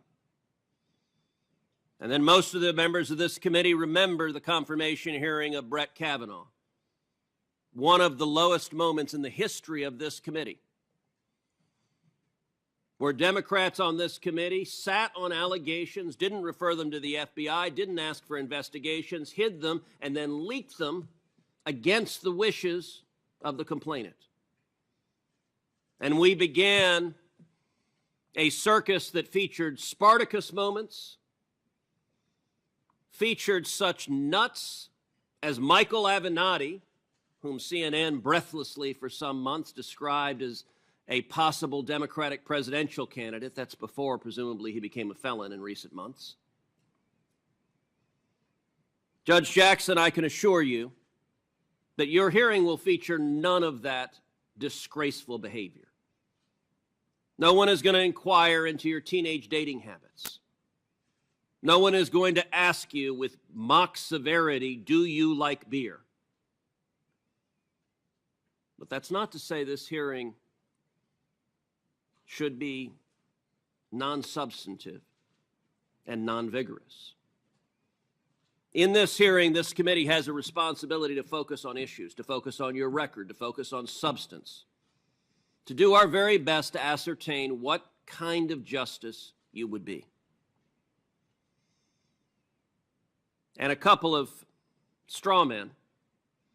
It is no longer the case that Supreme Court confirmation hearings are merely about qualifications. There are some who say, well, if the justice is qualified, the Senate should confirm. There was a time that was the case. Our Democratic colleagues have abandoned that standard long ago. Our Democratic colleagues, then Senator Joe Biden was perfectly happy to vote against John Roberts, someone who was unquestionably qualified for the court. He was perfectly happy to vote against Sam Alito, someone who was unquestionably qualified for the court. And indeed, every member of our Democratic colleagues who was here at the time participated in the first ever filibuster of a Supreme Court justice on partisan lines with Justice Neil Gorsuch. They did so for someone unquestionably qualified, but they had a political agenda, and so every one of them happily filibustered Justice Gorsuch. Likewise, it's not about race. We will see Democrats in the media suggest that any senator that is skeptical of your nomination, that questions you vigorously, or that dares to vote against you must somehow harbor racial animus. If that were the standard, I would note we are sitting on a committee where multiple members of this committee, the senior Democrats in the committee, happily filibustered Judge Janice Rogers Brown, a very qualified African-American woman nominated to the D.C. Circuit, and they did so precisely because they wanted to prevent Judge Brown from becoming Justice Brown, the first African-American woman. Joe Biden was among the Democrats filibustering the first African-American woman nominated to the D.C. Circuit. The senior Democrats on this committee also filibustered Miguel Estrada.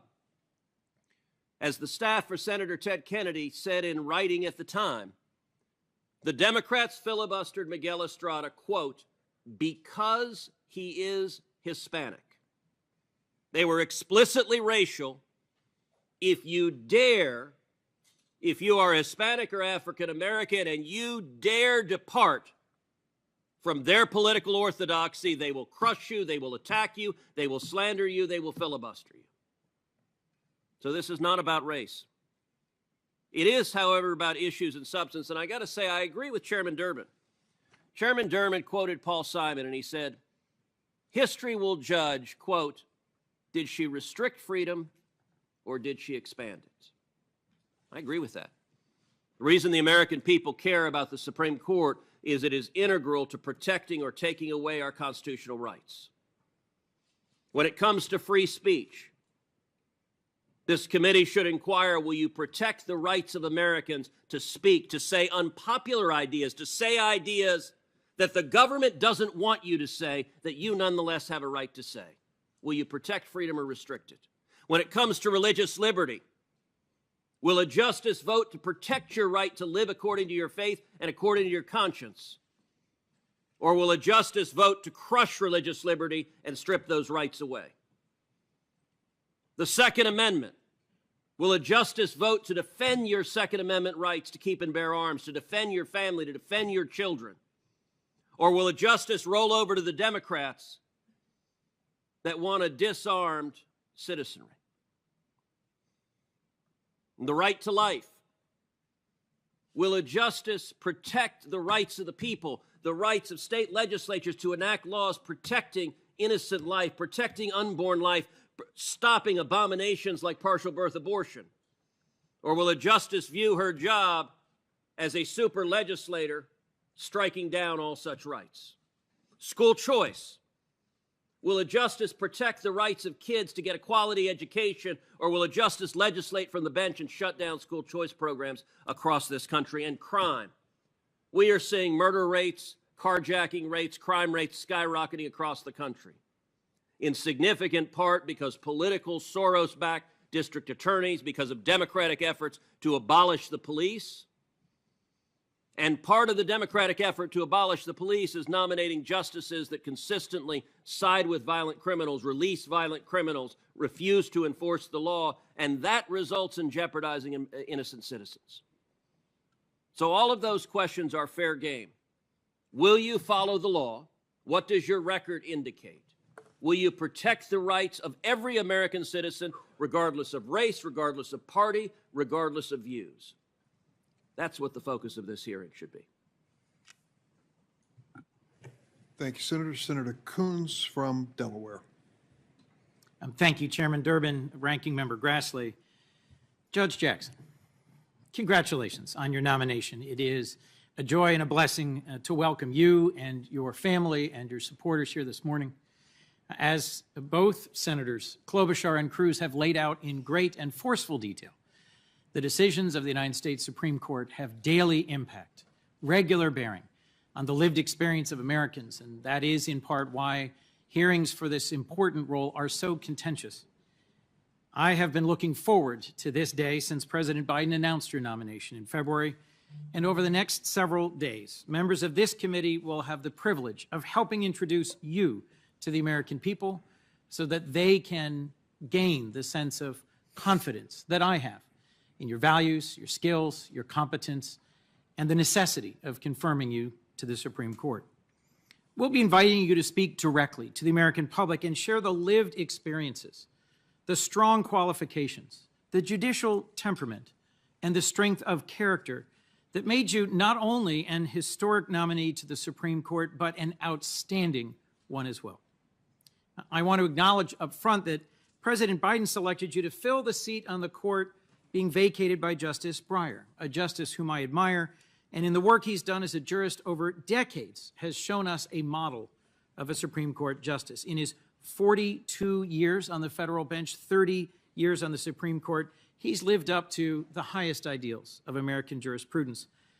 He has served with wisdom, with fairness, and respect for the Constitution, the laws of our nation, and its people. He has a keen legal mind and a love of the law that are obvious to anyone who's heard him ask questions or read his decisions, and certainly to someone who clerked for him on the Supreme Court and who has had the benefit of his mentorship over many, many years. You've had broad experience in your stellar legal career that'll make you a unique contributor to the Supreme Court.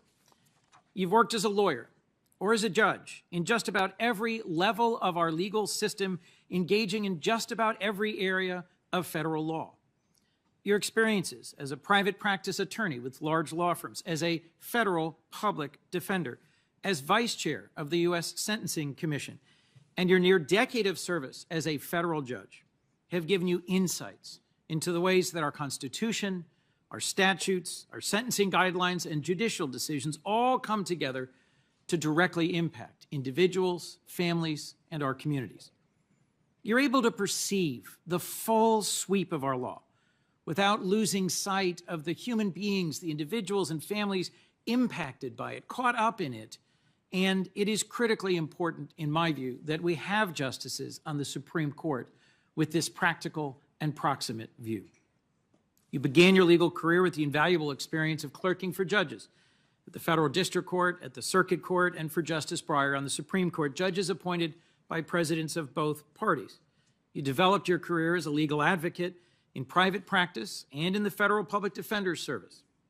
As part of this work, you took on complex cases involving challenging and unsettled areas of the law. You worked pro bono on behalf of clients without regard to their political views or the political consequences of those cases. And you helped ensure bedrock constitutional guarantees in our legal system held strong, even in times of great stress and crisis. The work you did in these roles distinguished you as a talented appellate litigator with a formidable legal mind. You helped to craft policy as counsel to the U.S. Sentencing Commission, the independent agency within the judicial branch that establishes sentencing guidelines followed by all federal judges. And then years later, you served again on the commission as its vice chair. While on the U.S. Sentencing Commission, you partnered with colleagues whose perspectives on the law spanned the ideological spectrum, and together you enacted meaningful reforms designed to reduce unjust disparities and increase fairness in sentencing. In the days ahead, I expect to discuss your Sentencing Commission experience with you in some detail. Nearly all the decisions you were a part of while serving on the commission were unanimous, and they grew out of a careful consideration of highly complex, numerous factors and involved commissioners working hard to achieve common ground. In at least one notable instance, you ended up joining two conservative commissioners to oppose an amendment because you thought the law required a different result and you followed the law. Something that often gets lost in our debates and discussions about the Supreme Court is that many, in some terms a majority, of Supreme Court decisions are unanimous or decided by very broad majorities. These decisions are every bit as critical to the rule of law and the functioning and legitimacy of the court as the handful that are very contentious and widely discussed publicly. Your service on the Sentencing Commission and your time on the Circuit Court have prepared you to be a positive force for consensus among the justices in this challenging chapter in American history. I also think we will have some extended discussions this week about your record of service on the federal bench. You were confirmed to the Federal District Court for the District of Columbia in 2013 and have written more than 500 published opinions. You were confirmed to the D.C. Circuit Court of Appeals last year, and in your near decade as a judge, you've authored opinions in cases spanning a myriad of complicated issues, from administrative law to civil rights, from criminal and environmental matters, labor and employment law, national security and sovereign immunity, immigration law, and many more. Your rich, complex, and deep decisional record gives us the best possible evidence of what kind of justice you will be. And I've concluded you are judicious and impartial, great qualities for a justice. In every case, you methodically consider the parties' arguments, the relevant facts, and the law, including, of course, the foundation of the Constitution, the text of applicable statutes, and the precedents that apply. And ultimately, from what I've seen, you come to a decision based on that methodology, not on any particular policy preferences or activism. This committee has also received a striking outpouring of support for your nomination from a very broad range of sources. I'm certain we'll be hearing about some of the more enthusiastic statements in detail in the coming days. But in several of the letters I've had a chance to review personally, I've been struck. These were letters from lawyers that held appointed positions in Republican administrations, letters from prominent law enforcement organizations, federal judges appointed by Republican presidents. They praise your qualifications, your character, your experience, and your commitment to even-handed and impartial judging and the rule of law. This is the fourth Supreme Court nomination process in which I'm participating as a senator, and I know our role in confirming a justice to the highest court is among the most solemn obligations we have as senators. As we begin this week's hearings, I remain hopeful that we can come together as a committee and engage in respectful, good faith, bipartisan consideration of your nomination. I look forward to your testimony this week. I'm excited so many of my colleagues have had a chance to get to know you a bit, to meet with you, to talk with you one-on-one and get a sense of your character, your experiences, and your background. And then we'll have the opportunity to question you to bring that out in more detail. I have every expectation that at the end of this week's hearings, it'll be clear to all that you are impeccably qualified in the law. And I think it'll be plain to any American watching. You have a demonstrated record of excellence as a jurist. You will decide cases as a justice on the basis of the facts and the law, and that you will be faithful to the Constitution. It's also my hope folks will get a chance to meet the family that shaped you. It was delightful to have a few moments to get to talk with your parents and your brother before we began today, and to reflect on how having parents, graduates of HBCUs, public school teachers, who then went on to great careers of accomplishment, Johnny Brown, Esquire, and Dr. Ellery Brown, set a great standard. But frankly, to me, one of the most memorable sentences before this was in talking to your brother, Ketanji, who said, "Oh, I'm not surprised to be here at all. This was the sort of thing for which my sister was destined from the very start." Destined, perhaps, but today you're beginning a process of walking through this door because of courage, humility, determination, and a commitment to excellence. Just as another person in American history, Ruby Bridges, walked through a critical door in our history with her chin held high, her back held straight, and a fierce determination to make a difference, so you too, today, begin the process of walking through this next open door with the sort of sparkling wit, brilliant mind, and commitment to excellence that will make its mark in American history. I look forward to your opening and to this week. Thank you, Your Honor. Thank you, Senator Coons. Senator Sasse of Nebraska.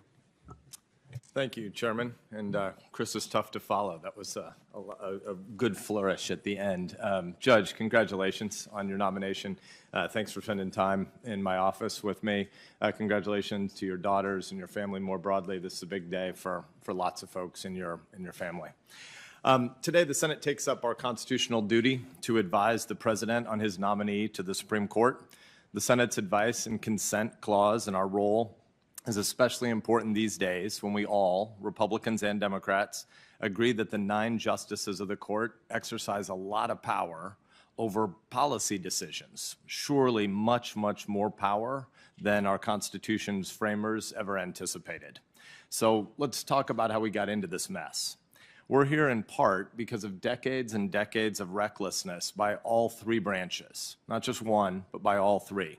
Congress, the Article I branch, fails to carry out our tasks responsibly and regularly. Rather than make tough policy choices, we pass incredibly vague laws and then just push the details on down Pennsylvania Avenue to unelected bureaucrats in the Article II branch.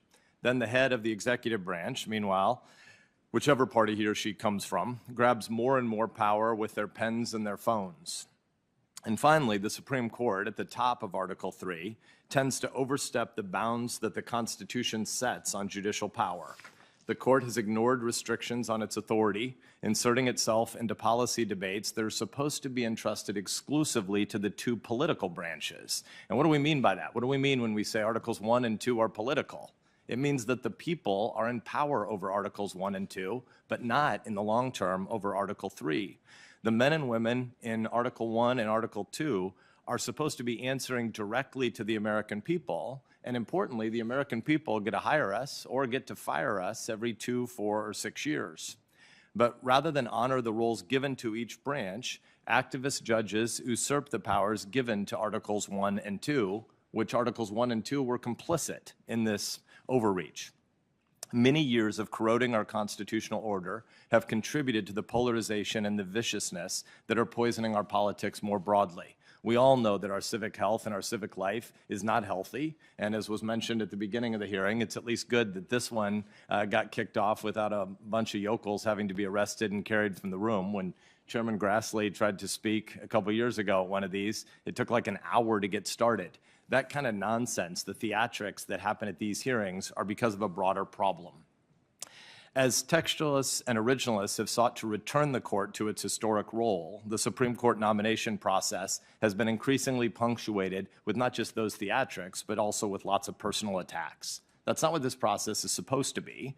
This process is supposed to be a careful, thorough investigation of a nominee's record to help the Senate make an informed decision on a nominee's fitness for a lifetime appointment. That's why these hearings are supposed to be different, not because people act like jackwagons, but because the people before us, nominated by the president, are potentially going to serve for a lifetime.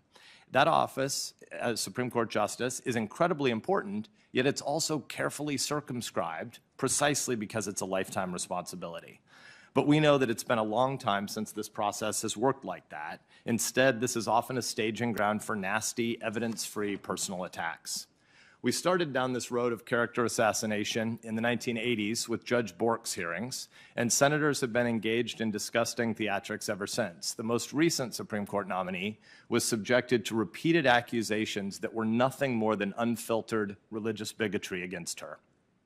The nominee before her was accused of serial rape, aided by members of this committee.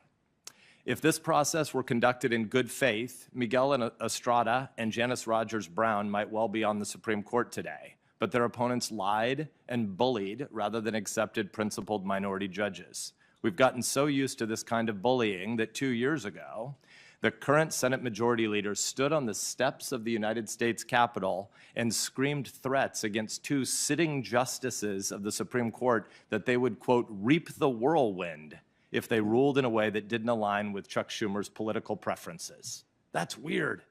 We should all be able to pause and say, that's weird. That kind of behavior shouldn't happen. This process is broken, but it's a product of a broader brokenness in the erosion of our constitutional structure. A lot of people are willing to take a sledgehammer to the structure if it offers them a quick political win, and it's no coincidence that as more of us embrace an ends justifies the means philosophy of our jobs, which are supposed to be jobs of public trust, our politics becomes uglier, more brutal, and more pathological. Well, we have an opportunity today to do something different, and we can demonstrate that the Congress can carry out its constitutional duty responsibly without a lot of that past ugliness. Judge Jackson has served for the last 9 months on the prestigious U.S. Circuit Court of Appeals for the D.C. Circuit, and before that, you spent 8 years on the D.C. District Court. She has a long record of public service and a long roster of colleagues and friends who will testify to her professionalism. The president believes that she should have a lifetime seat on the Supreme Court, and it's the job of this body to evaluate that recommendation on its merits. So what should we be looking for? We should start with judicial philosophy. The Senate should have a good sense of the principles that will guide a nominee's decision-making on the bench.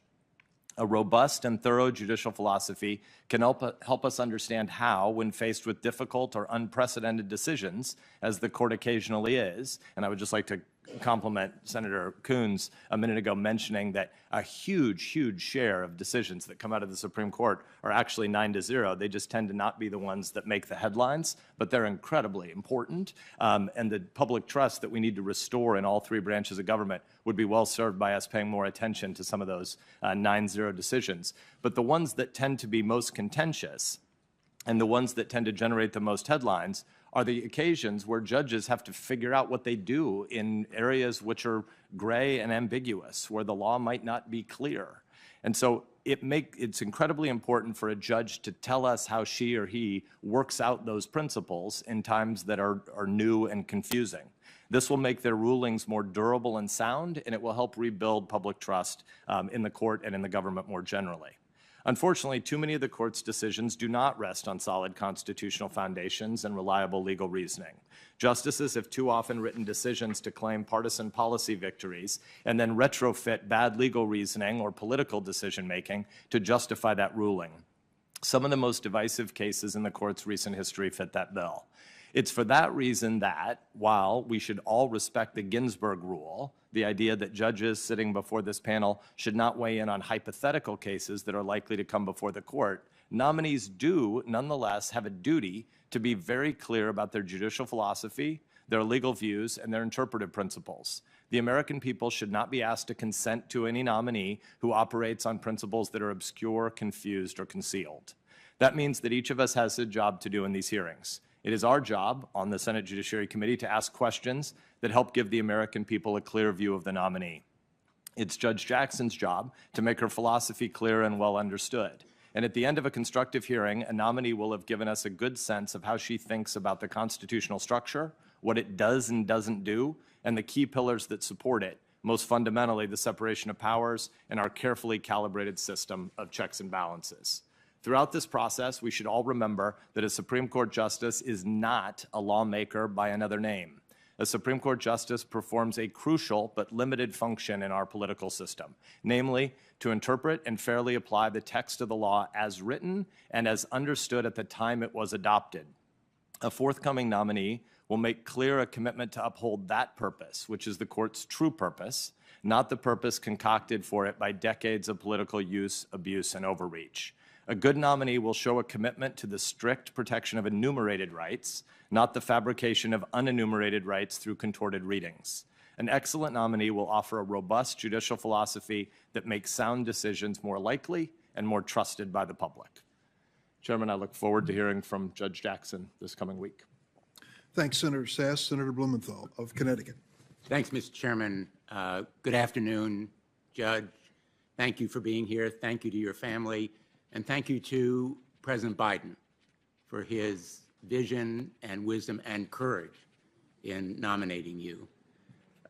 First, on a personal note, for all of your extraordinary accomplishments and your immense distinction, you have shown two qualities that are rare among powerful, accomplished people: kindness and humor. And you're obviously a good listener because you're doing a lot of listening here today. As you've seen, we're likely to hear more than a few straw men today, worn talking points, imagined grievances, but this hearing really should be about you, not about us. Historic is a word often overused in this place where a lot of history is made, but today seems truly to merit it. Certainly, it is an inflection point, an inflection pinnacle for our nation. The appointment of a black woman to the United States Supreme Court, let's be very blunt, should have happened years ago. This day is a giant leap into the present for our country and for the court. The appointment of a black woman to the court means that your service will make the court look more like America.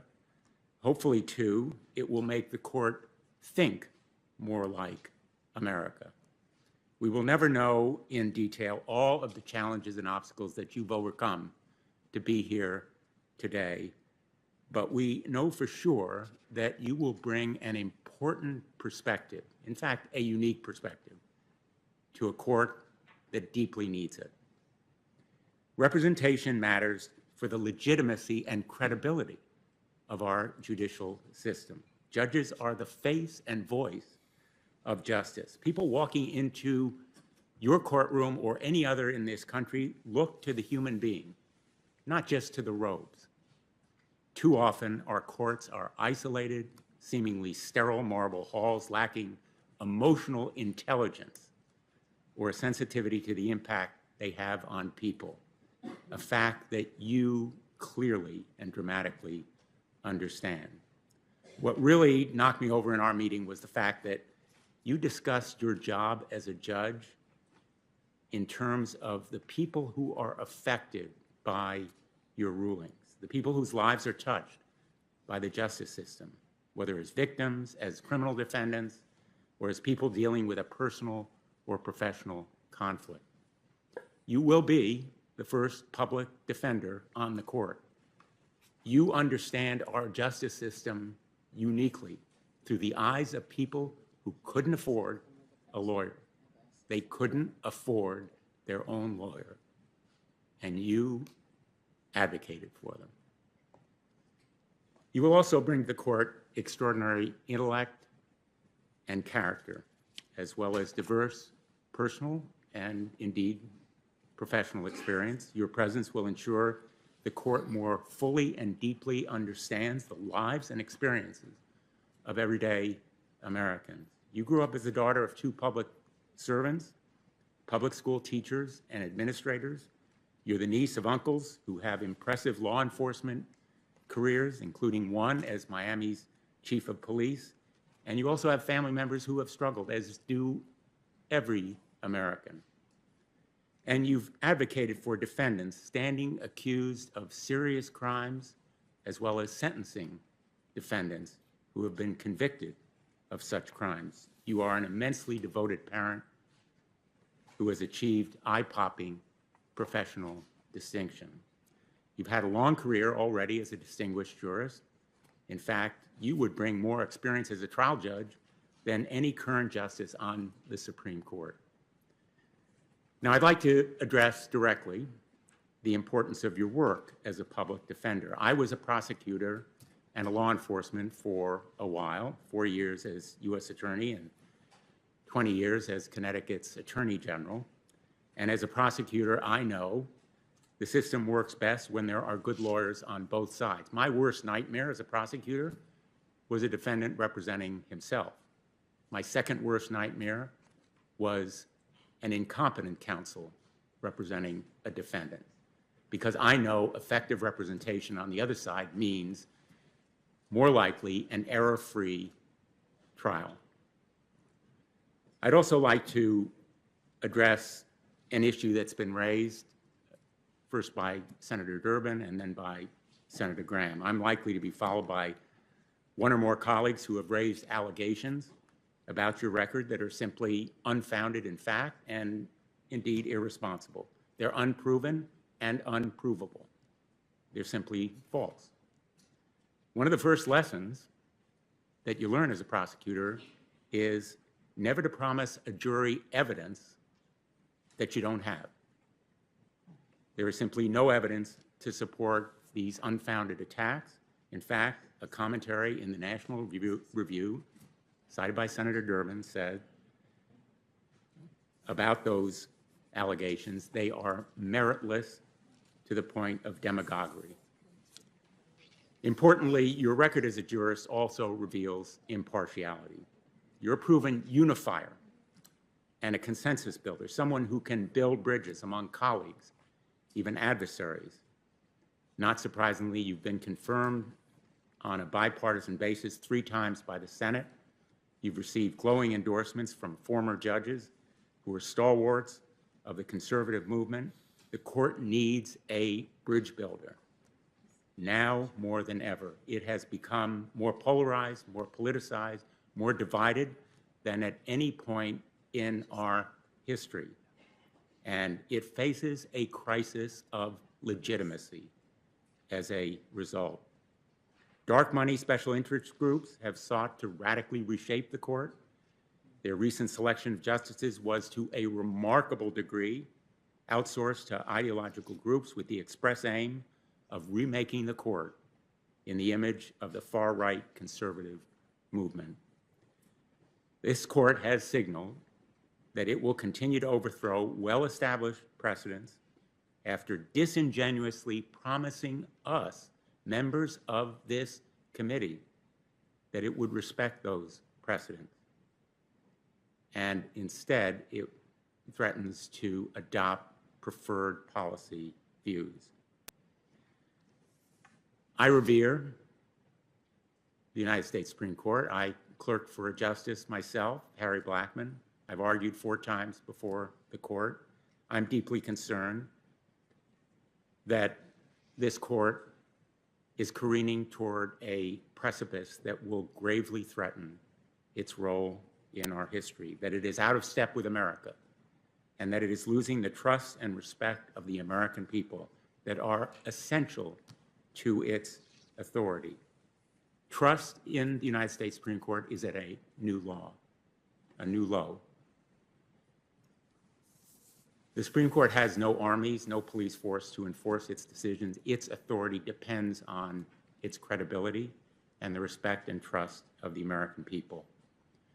My hope is that you will help to restore that trust, that you will re-inspire the confidence of the American people in the court. I traveled, as did my colleague, Senator Klobuchar, to Poland just a week ago.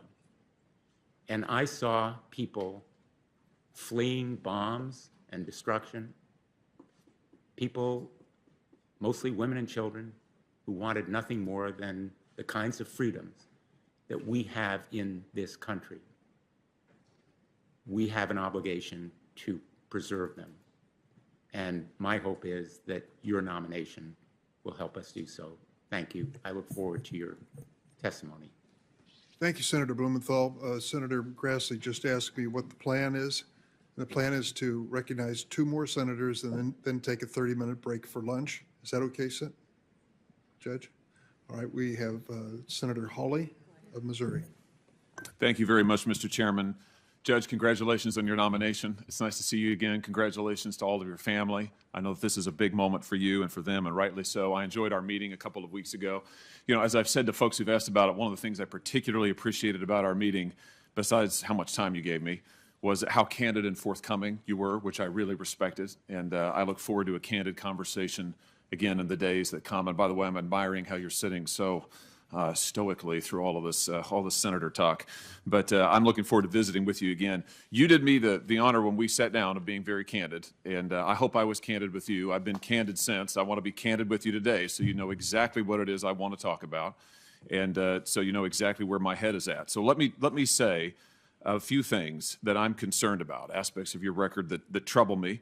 This will come as no surprise. I've said it in public already.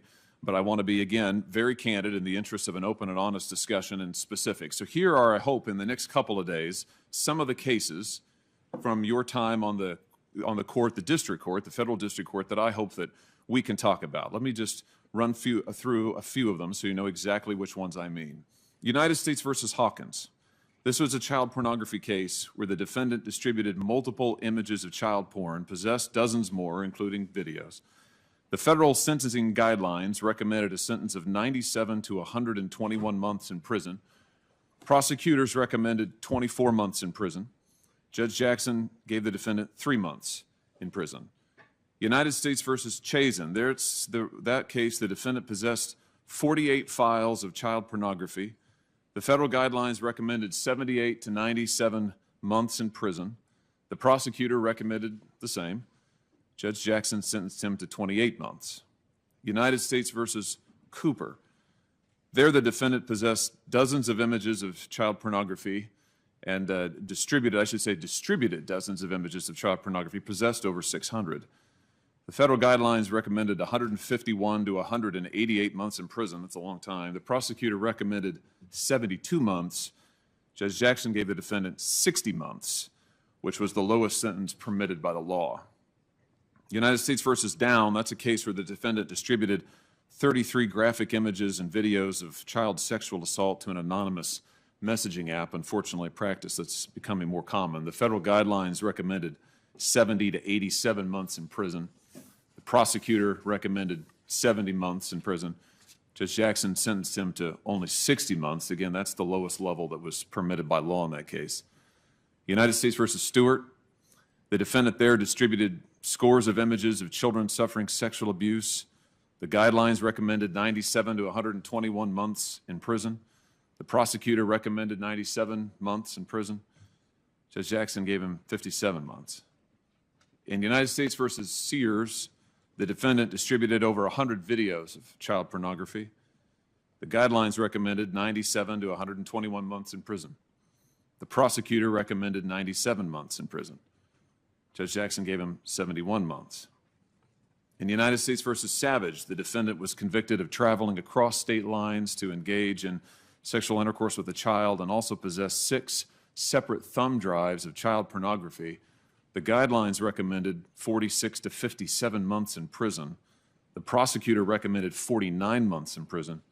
Judge Jackson sentenced him to 37 months in prison. Now, those are 7 cases that represent, as near as we can tell, all of Judge Jackson's cases dealing with child pornography from her time on the district court, in which she had some discretion to hand down a sentence. There's some other cases in which the law, she didn't have any discretion. The law bound the sentence that she had to give. And what concerns me, and I've been very candid about this, is that in every case, in each of these 7, Judge Jackson handed down a lenient sentence that was below what the federal guidelines recommended and below what prosecutors requested. And so I think there's a lot to talk about there, and I look forward to talking about it. Now, I will note that some have said that the federal sentencing guidelines are too harsh on child sex crimes, especially child pornography. I've heard that argument a lot in recent days. The chairman quoted someone earlier today who takes that point of view. I'll just be honest, I can't say that I agree with that. I mean, the amount of child pornography in circulation has absolutely exploded in recent years. Here's a New York Times report from 2019. I'm quoting now. Last year, tech companies reported over 45 million online photos and videos of children being sexually abused, more than double what they found the previous year. The report goes on to say this: 20 years ago, these online images were a problem. 10 years ago, they were an epidemic. Now the crisis is at a breaking point. Unfortunately, it's even worse than that. Just last week, the National Center for Missing and Exploited Children reported finding 85 million files of child pornography in 2021. And of course, this committee has heard testimony from prosecutors and others who are grappling with the problem of how to get at this porn and those who distribute it, how to prosecute them and hold them accountable. Here's my point. I think it's difficult against this backdrop to argue that the sentencing guidelines are too harsh or outmoded, or that we should be somehow treating child porn offenders more leniently than the guidelines recommend. But I want to be clear about this, that those arguments that I've just been rehearsing, those who say that, that's not what Judge Jackson has said.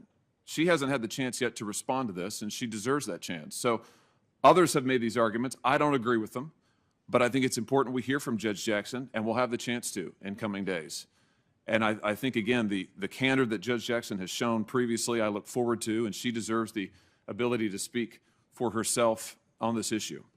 So I will just say, in closing, Mr. Chairman, some have asked, why did I raise these questions ahead of the hearing? Why not wait until the hearing and spring them on Judge Jackson, as it were? And my answer to that is very simple. I'm not interested in trapping Judge Jackson. I'm not interested in trying to play gotcha. I'm interested in her answers, because I found in our time together that she was enormously thoughtful, enormously accomplished, and I suspect has a coherent view and explanation and a set of thinking, way of thinking about this that I look forward to hearing. And I think she deserves the chance to talk about it. I think the American people deserve the chance to hear her answers. So they're my concerns, Judge. They're the cases. I imagine there'll be others that we can talk about on other subjects, but I'd like to talk about those. So you know exactly where I'm coming from. Thanks again for giving me the time a few weeks ago. Congratulations again. I look forward to finally hearing from you tomorrow. Thank you, Mr. Chairman. Thank you, Senator Hawley. Certainly the judge deserves to be heard on that type of a charge. Senator Hirono. Thank you, Mr. Chairman. Judge Jackson, aloha to you and your family and all of your friends. I also note that there are members of the U.S. House here to support you, as well as members of the public. So aloha to all of you. Congratulations, Judge Jackson, on all that you have accomplished throughout your life and career. I realize that a lot of your background and experiences have already been cited, but there are things that are worth repeating, so I'm going to repeat some of them. You were the national champion in speech and debate as a high schooler. You have undergraduate and law degrees from Harvard, each with honors, 3 clerkships in federal court, including one at the Supreme Court for Justice Breyer, whom you have been nominated to replace. You have an accomplished career as a lawyer at the trial and appellate levels, both in private practice and as a public defender. 2 stints at the U.S. Sentencing Commission, including as vice chair. 9 years as a federal judge, first in the D.C. District Court and currently in the D.C. Circuit Court. And now you've been nominated to the United States Supreme Court. I have enjoyed reviewing your record and getting to know you over the past few weeks. And now the American people will get to know you over the course of this week.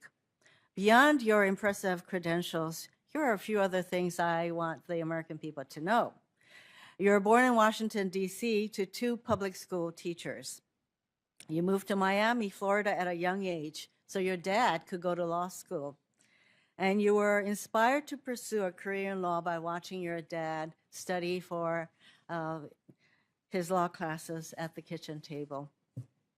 You first considered attending Harvard, a thought that hadn't previously entered your mind after attending a speech and debate competition on the Harvard campus during high school. And then you thought, this is possible. You've been confirmed 3 times by the Senate, all on a bipartisan basis, first to the Sentencing Commission and later to be judge on the D.C. District Court and the D.C. Circuit Court. You're the 2nd generation in your family to go to college and worked extremely hard to get to where you are today. You are a wife and mother of 2 children. Clearly, your life and your career have more than prepared you to serve on our nation's highest court, which is why it is no surprise that there is broad consensus across the political spectrum that you are an eminently qualified and fair person to serve on the Supreme Court. As former 4th Circuit Judge Michael Luddick, a George H.W. Bush appointee, said, you are, quote, as highly credentialed and experienced in the law as any nominee in history, end quote. In history, that's over 200 years. 23 attorneys general said Judge Jackson is a highly qualified legal mind who has been at the forefront of the legal field for decades and will serve our nation well as the first Black woman to serve on the U.S. Supreme Court. A group of law enforcement officers from across the country said, quote, Judge Jackson brings a depth of character,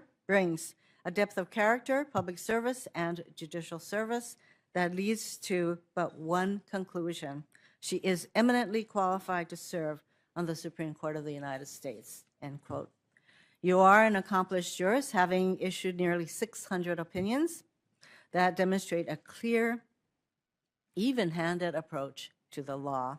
You have sided with workers, with employers, for and against the government, for prosecutors, and for criminal defendants. Former D.C. Circuit Judge Thomas Griffith, a George W. Bush appointee, summed it up best when he said, you, Judge Jackson, quote, will adjudicate based on the facts and the law and not as a partisan, end quote. Having reviewed your record, I strongly agree with this statement. But you are not just extremely qualified to serve as a Supreme Court. Your nomination is, of course, an historic one. The Supreme Court has existed for over 233 years. And of the 115 justices in the history of the Supreme Court, only 5 of them have been women, only 2 have been Black, and not a single one has been a Black woman. This is a court that has decided cases that have had sweeping effects on everyday life, as a number of my colleagues have pointed out, including decisions that have solidified rights for the LGBTQ plus community, decisions that have empowered women, that have strengthened unions, and more. But this is also the same court that has, throughout the course of history, upheld slavery, Jim Crow laws, and the unlawful internment of Japanese Americans. For over 233 years, the individual making decisions that have altered the course of this country have almost exclusively been white men. It's pretty remarkable when you consider the power that this court has and the historical lack of diversity of the people who exercise that power, the justices. But instead of celebrating the long overdue diversity Judge Jackson would bring to the court, some of my Republican colleagues and public figures have attempted to undermine your qualifications through their pejorative use of the term affirmative action. And they have implied you were solely nominated due to your race and not for other factors. Apparently, some have even claimed that you need to show your LSAT scores to determine whether you are a top legal mind. This is incredibly offensive and condescending. Let me be clear. Your nomination is not about filling a quota. It is about time. It's about time that we have a highly qualified, highly accomplished Black woman on the Supreme Court.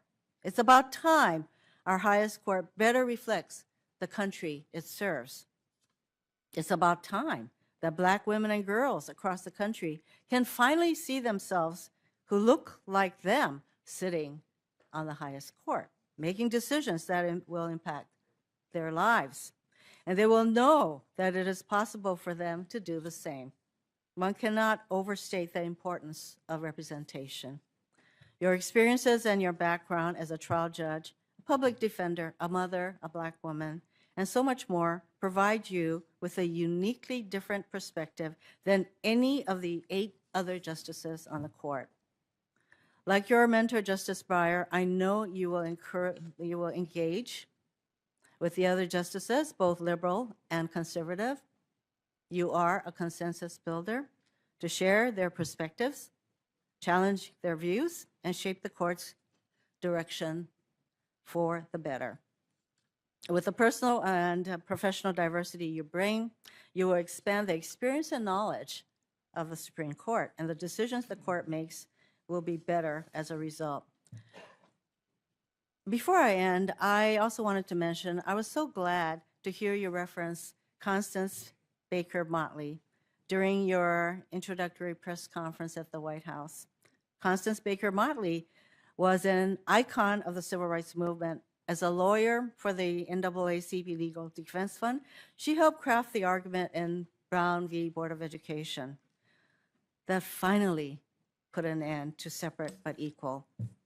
She was the first Black woman to argue before the Supreme Court, ultimately arguing 10 cases before the court and winning 9, including the case that allowed James Meredith to enroll at the University of Mississippi.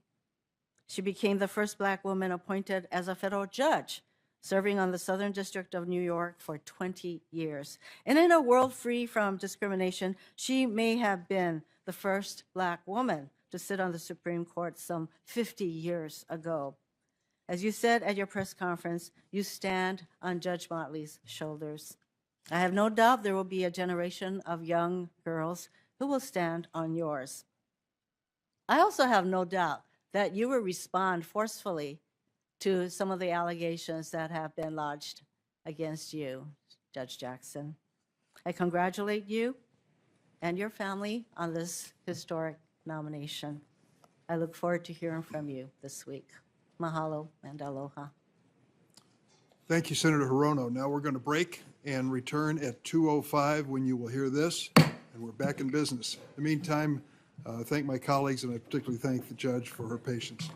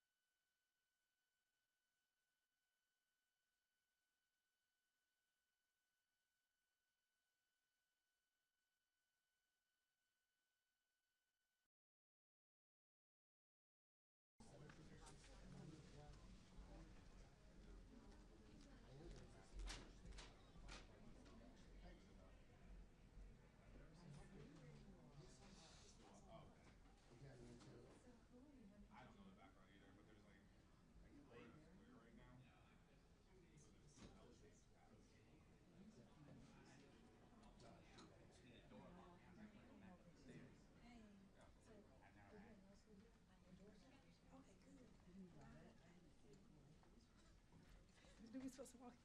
Okay, yeah.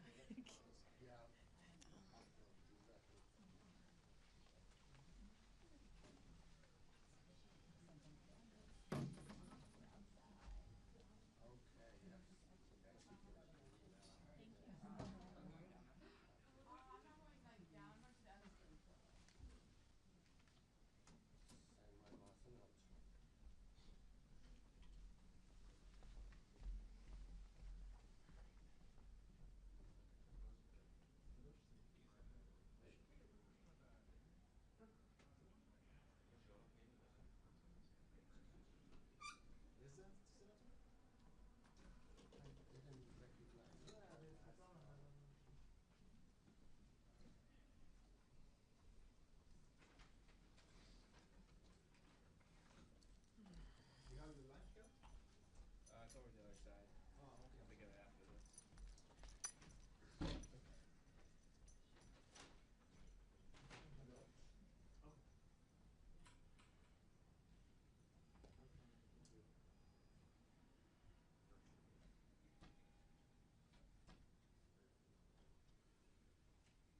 Short recess. How short is the short recess? Half hour, yeah. Half an hour? Half hour.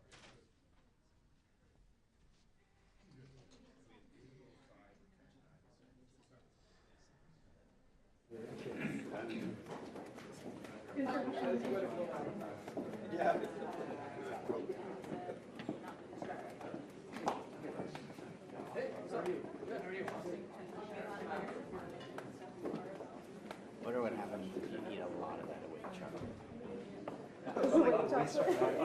All about it now. I'm like, Is that your first time? That's my first time. Okay. So I'm a newbie. I want more. Corset, she has the It's good. and Merrick Garland angle. Good. Caffeinated. Yes, give me more. One cup of This Joe. is just like no drama. I think the small one, they have a mini one, it's also the equivalent of Joe. They must crank up the caffeine in the small one. If that's true though, the small one is like 85%, so you could have gotten like 2 or 3 for the same price you got this. So less chocolate, more caffeine. I have to try that. Yeah.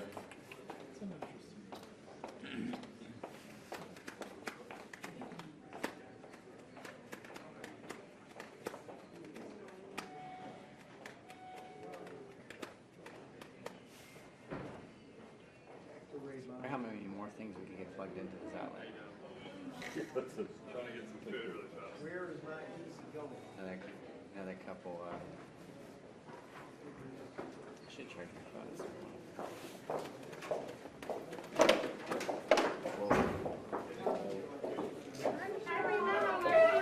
Thank you for everything.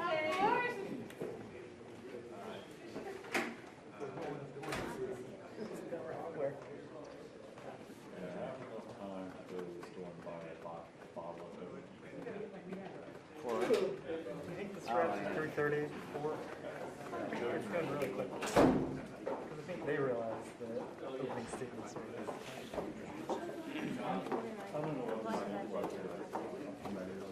The hard start? Oh, the hard start.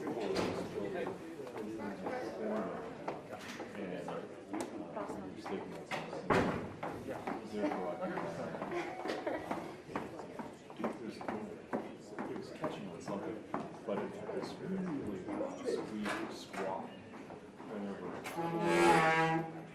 A lot like that, louder. And the story went on for a couple of days. I was like, but I watching him for a second. And I could hear that door and all those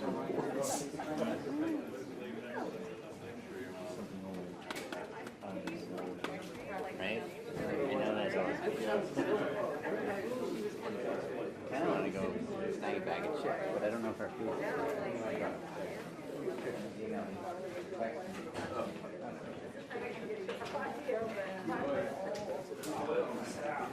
Oh my God.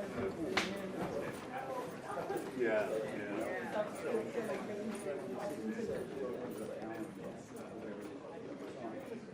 With this.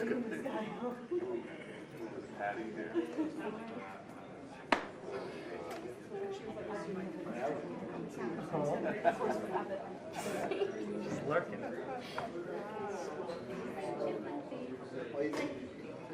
That's a great suit. It's very much a correspondent on Pops. Thanks.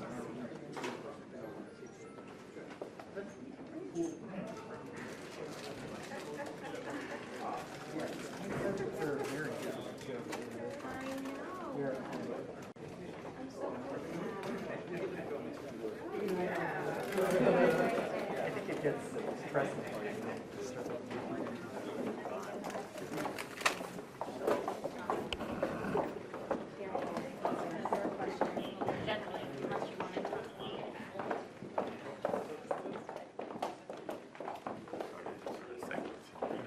Day two.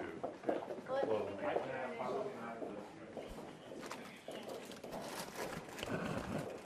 No idea who that was.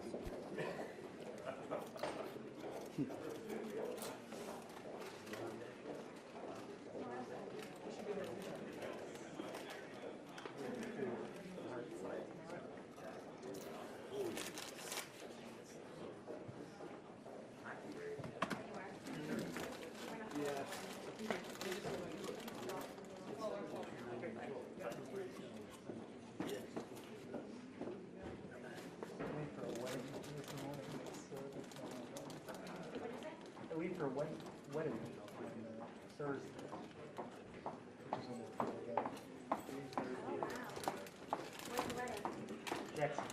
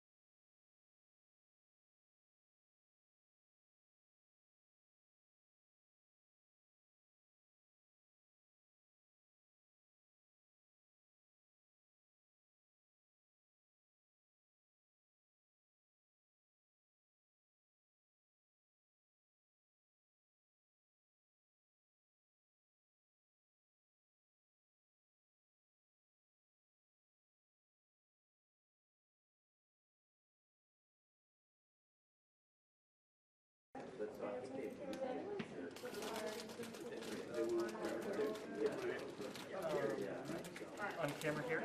No, I mean, you mean like not earlier in the day? Just like during the Oh, no, just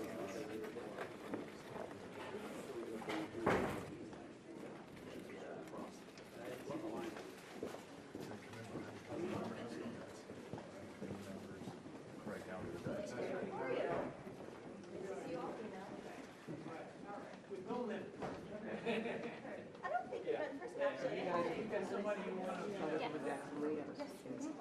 Hi, how are you? Great.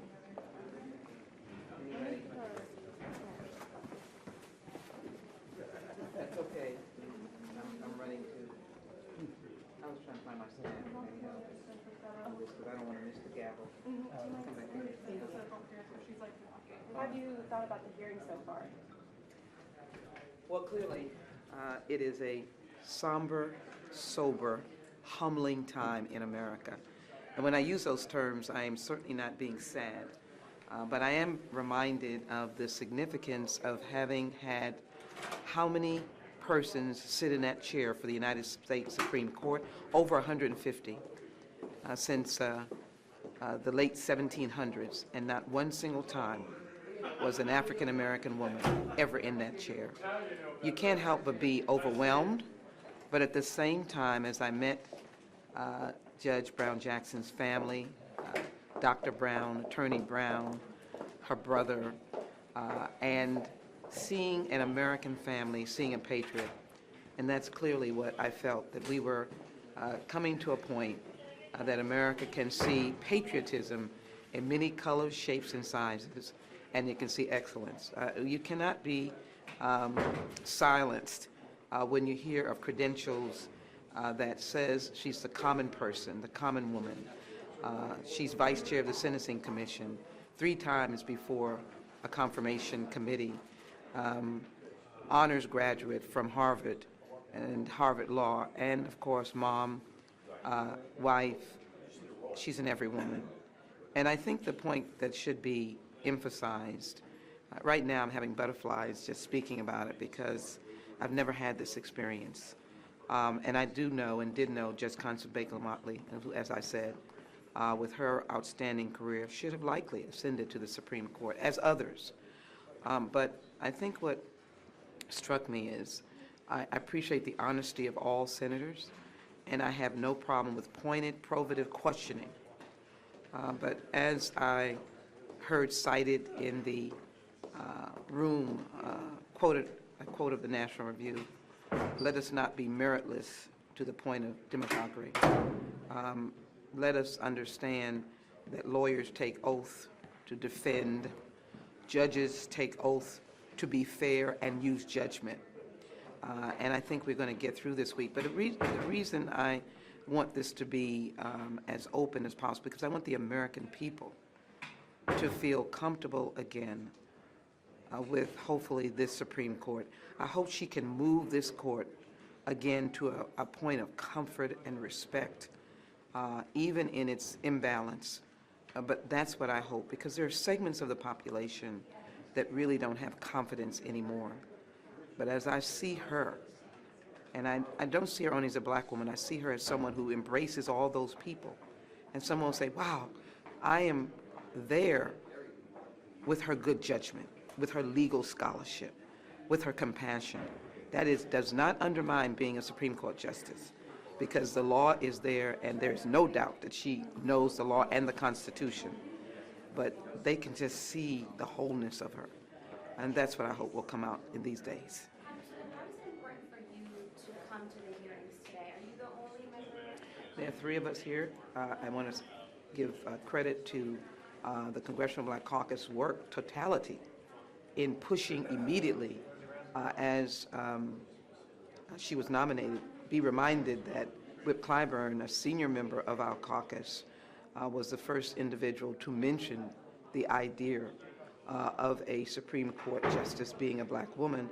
But let me applaud President Biden and Vice President Kamala Harris of their own goodwill and desire for fairness. I thank them for this nomination. But as soon as it was heard of, we were very instrumental in pushing. But as soon as the nomination came, the Congressional Black Caucus set out to say, first of all, anyone nominated as an African-American woman we know would be qualified, but when she was nominated, actually, we were the anchor, we were the strength that pushed it on. For me personally, I'm 27 years on the Judiciary Committee. Can you imagine being here for that long a period of time and never ever seeing a black woman have the chair, sitting in the chair? I am a product of affirmative action. I went to Yale University. And I always tell people I went there affirmatively. I didn't graduate affirmatively. I've been a product of laws or the lack thereof, difficulty in voting. My mother and father. I'm first generation college. So it is a painful experience that in this day is a joyful experience. And because I realize that there are others now situated in 2022, that are without education, without health care, incarcerated, that they too, single parents needing the kinds of laws that can help them raise their families, they too now have a face on the United States Supreme Court. That's why it was so important for me to be here. And I hope to be able to, by sitting in the room, to be able to tell the story as I return, not only to my district, but as I interact with the American people. I want them to know this story. I want them to know the height of the feeling, the level of electricity, the graciousness of which she sits there for the world to see, and the different commentary that's coming out. The judge she clerked for in Rhode Island that indicated that it It was like he was waiting on his daughter's college admittance, his expectation, his excitement, his nervousness.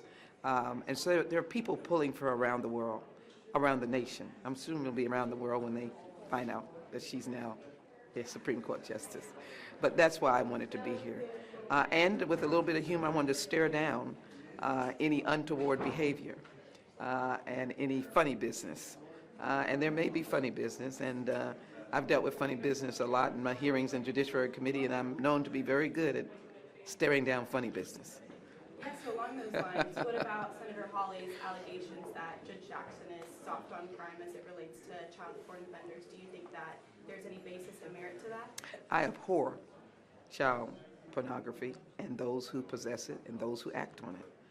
And if I was to put a microphone in front of Judge Jackson Brown, Brown Jackson, I would expect, I couldn't put words in her mouth, that she would express abhorrence, outrage, if she was left to her own devices.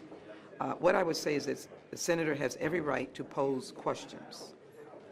And as he indicated, she has been open and transparent.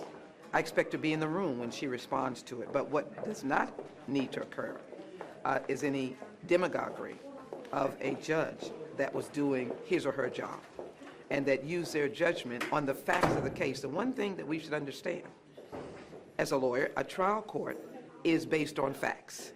And so you look at the facts of the case and you use your judgment and take into consideration sentencing commission and prosecutors. One of the things that he did not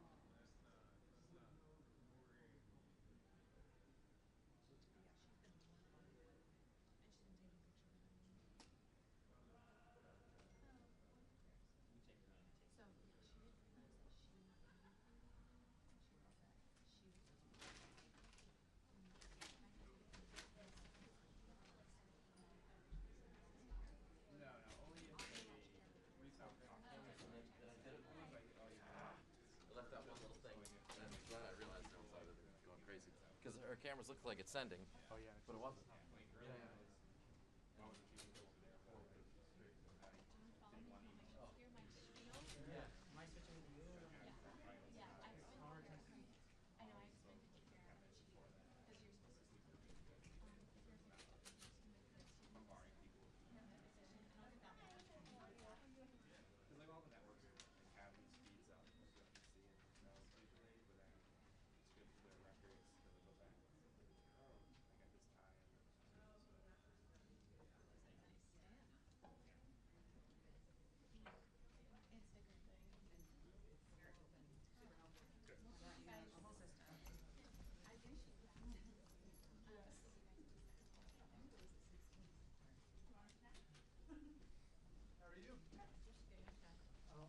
Is that lunch?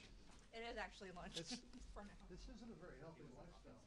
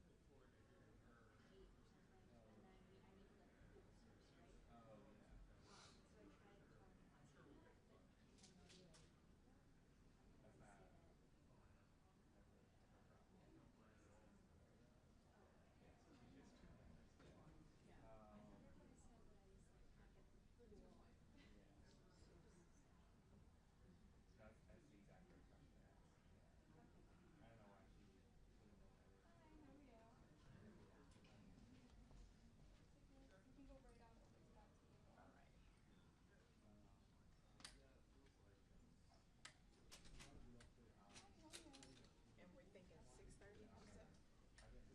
Yeah, that sounds good. Political reasons? No, I wouldn't. Shock, I wouldn't do shock. that.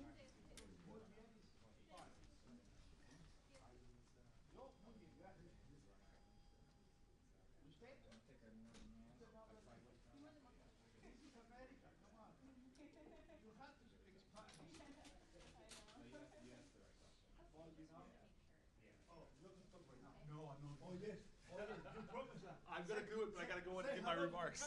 Hello, if your camera. You'll get me eventually. It's gonna be a long week. Okay. What about, sir? I'm well.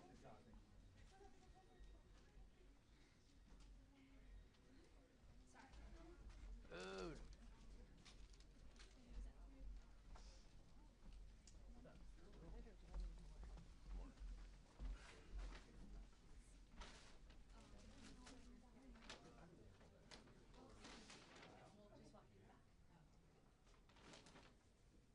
Producers and researchers get fruit today? Wow. You know, it used to be like this. Well, I remember Frank, a year ago, everybody was getting fruit. Oh. And all of a sudden, The good old days. well,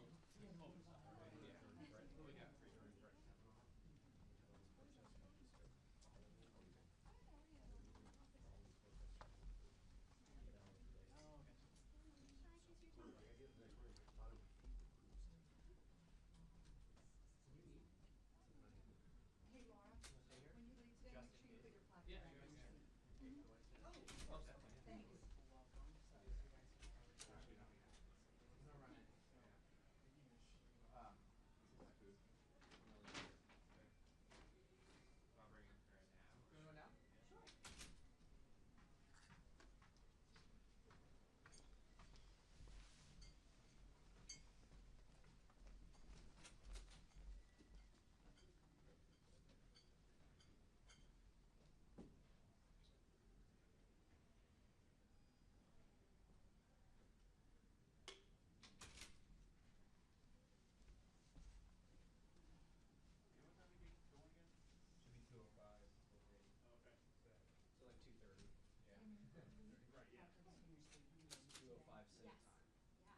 start the journey from your office at 2:05.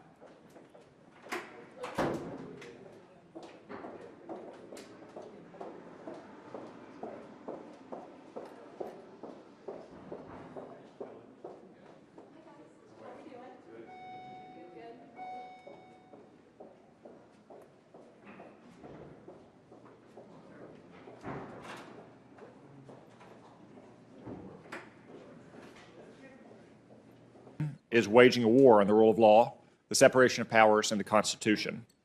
The lawlessness of the administration highlights the importance of judges who faithfully apply the law. To understand the ongoing power grab, let's consider President Biden's failed nominee to lead the Department of Justice, ATF.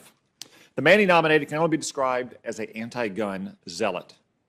Thanks to the courage of some of my Democratic colleagues, that nominee was withdrawn. But it's disturbing that the president was ever willing to nominate someone who planned to shred the Second Amendment and ban virtually every modern hunting rifle in America. Just a few weeks ago, the Biden administration tried to twist the authority of the Occupational Safety and Health Administration, a relatively obscure agency designed to regulate things like ladder safety on construction sites, and use it as a weapon to force virtually every American to choose between getting vaccinated or losing their livelihood. Thankfully, the Supreme Court struck down that unlawful power grab. Or look at the southern border, where Joe Biden and his Secretary of Homeland Security steadfastly refused to enforce our laws. As a result, 2 million illegal aliens streamed across our borders just last year. And less than 6 months ago, the Attorney General of the United States, himself a former judge, ordered that federal prosecutors, the FBI, and even the National Security Division of the Department of Justice be mobilized against parents who dared question the entrenched teachers' unions who are poisoning their children with racist vitriol known as critical race theory. As Justice Scalia was fond of saying, every banana republic has a Bill of Rights, but it's nothing more than a parchment barrier without free and fair elections, without separated powers, without the rule of law, and without an independent judiciary to uphold it all. Perhaps recognizing what Justice Scalia meant, the progressive left is not just threatening the rights of Americans, but our very system of constitutional government. Those on the left, including some of my colleagues here in the Senate, including on this committee, want to pack the Supreme Court. I would hope that anyone nominated to the court would have no problem echoing the words of Justice Ginsburg and Justice Breyer. Both of these liberal lions have said that expanding the Supreme Court to achieve favored legal and political outcomes is a dangerous idea, and that the court should have 9 justices and no more. But for some, political outcomes on the court are exactly their goal. The Democratic leader, Senator Schumer, stood on the steps of the Supreme Court almost exactly 2 years ago and yelled at specific justices, quote, "You have unleashed the whirlwind and you will pay the price," and added, quote, "You won't know what hits you if you go forward with these awful decisions," end quote. The Chief Justice rightly condemned these words. Again, I hope any nominee to the court would be comfortable condemning these words from Senator Schumer as well. The Supreme Court is not the only constitutional limit on power that the left would like to destroy. The Associate Attorney General of the United States has said that she believes that every single American, and every single institution in this country are inherently racist, and the very concepts of the rule of law and equal justice for all are actually, quote, code words. That's what she said, code words for some kind of twisted, secret racism. These threats to the rule of law are not merely theoretical. We are witnessing a breakdown of society.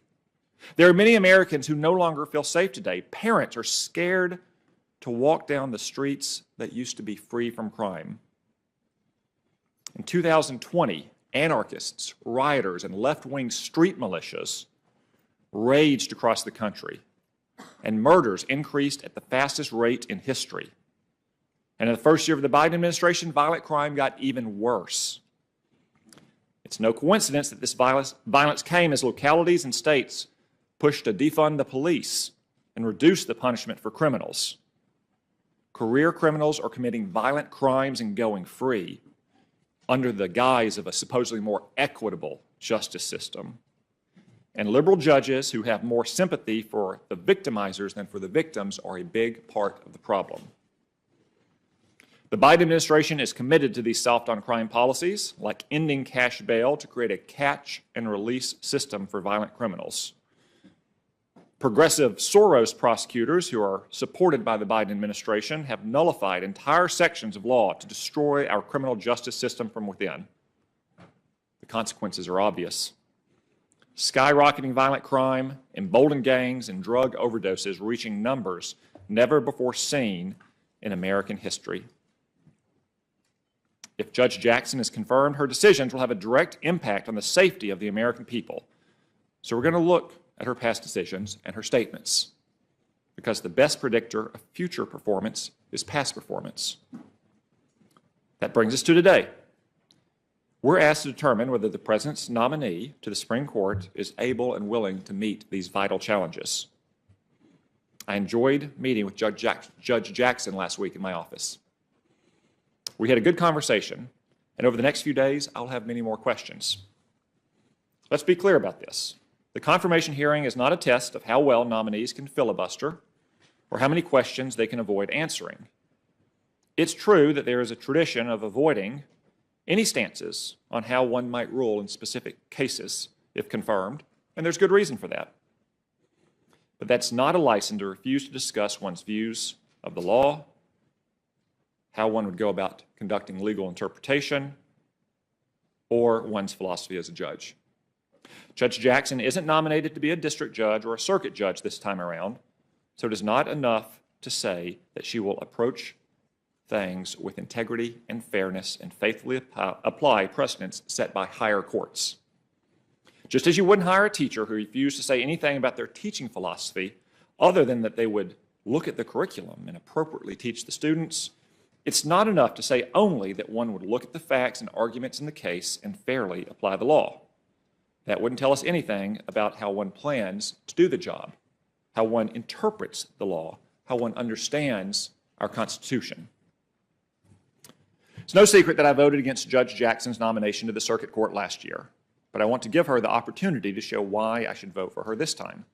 So I want to be clear about what would convince me to support any Supreme Court nominee. I'm looking for a justice who will uphold the Constitution, not use it to invent new so-called rights. I'm looking for a justice who understands that the Constitution means what it says and does not mean what it doesn't say.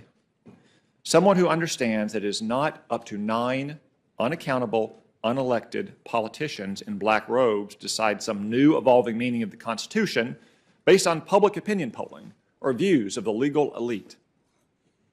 I'm looking for a justice who realizes that a so-called living Constitution really means that the Constitution is dead. Instead, we should have an enduring Constitution, as Justice Scalia contended. I'm looking for a justice who understands that there is a process for updating the Constitution, and that process is by amending the Constitution. I will not support anyone who seeks to rewrite the Constitution from the bench, rather than through our constitutional amendment process. I'm looking for a justice who understands that nobody is above the law and will not coddle criminals or put illegal aliens ahead of American citizens. I'm looking for a justice who will protect the right to life of innocent infants instead of caving to the abortion lobby, creating whole new swaths of law out of whole cloth. I'm looking for a justice who will make decisions based on the law, not based on their personal experiences or preferences, not on empathy, not on desired political outcomes, but on the law and the Constitution. If Judge Jackson is confirmed, her job will be simple: leave the legislating to Congress and to elected, accountable office holders in our states and our municipalities, zealously protect the separation of powers, and don't overturn laws unless they violate the Constitution. I look forward to these hearings. Thank you very much. Thank you, Senator Cotton. Senator Booker of New Jersey. Thank you very much, Mr. Chairman. Judge, Your Honor, it's very good to see you. Forgive me, when you were in my office, you were focused on the hearings and a lot of the substance and had such great questions. I could not stop being just joyous that you were sitting in my office, and I couldn't stop bringing up to you the historical nature of this. Forgive me, I grew up in a small black church where I was taught to make a joyous noise unto the Lord. And this is not a normal day for America. We have never had this moment before.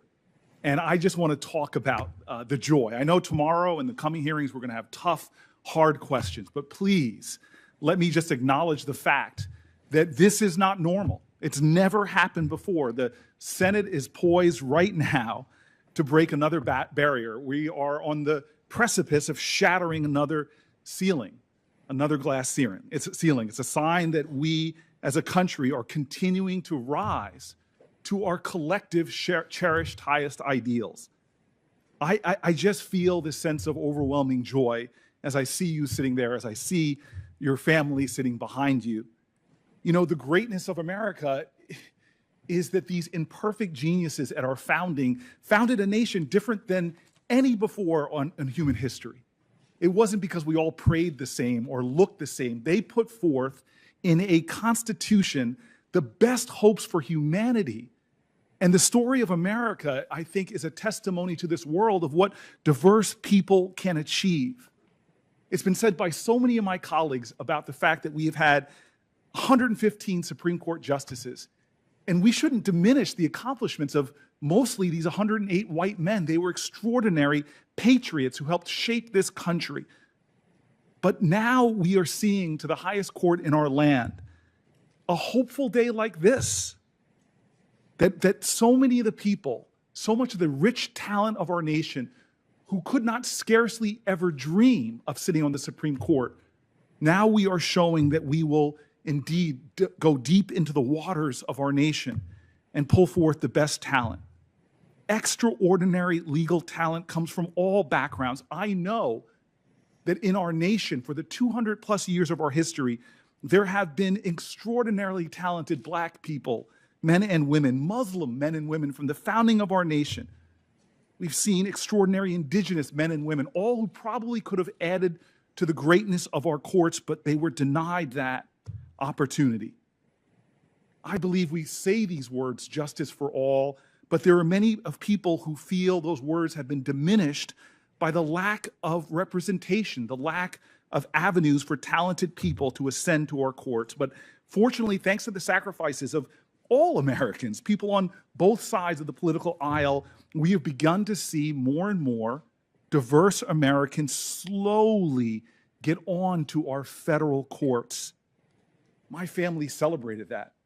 I was born in 1969, the year that President Johnson nominated Thurgood Marshall, the first African American to serve on the Supreme Court. It shook the wonderful foundations of our nations, and he became a symbol to all of us, Black and white, of what a Supreme Court justice can be. And then Ronald Reagan, 1981, roughly 200 plus years since the founding of our nation, put Justice Sandra Day O'Connor. That was not a normal moment. It was a moment to rejoice. And now we've seen President Obama put Justice Sonia Sotomayor, the first Hispanic, on the court. And what I'm seeing in this Congress, my colleagues and I, doing is we are opening the doors of diverse talent to our federal courts in ways we've never seen before. Think about this. President Biden has nominated the first ever Article III Muslim judge to our federal courts. He nominated the first openly LGBTQ woman to serve on our federal courts. He nominated Native American and Asian American candidates who have appeared before this committee, incredibly talented individuals worthy of their positions, now act in roles to the benefit of our whole nation. They herald the truth of who we are as a country, an inclusive, multicultural nation that shows the world the promise of a true democracy. In all, over 2/3 of the confirmed judges under the Biden administration have come from groups who historically have not been represented on our federal courts. So for those reasons and more, today to me is a day of joy. I cannot tell you how happy I am. Today we should rejoice because President Biden nominated someone that we've heard to be the 116th Associate Judge of the Supreme Court, who is extraordinarily talented and who also happens to be a Black woman, something we've never seen before.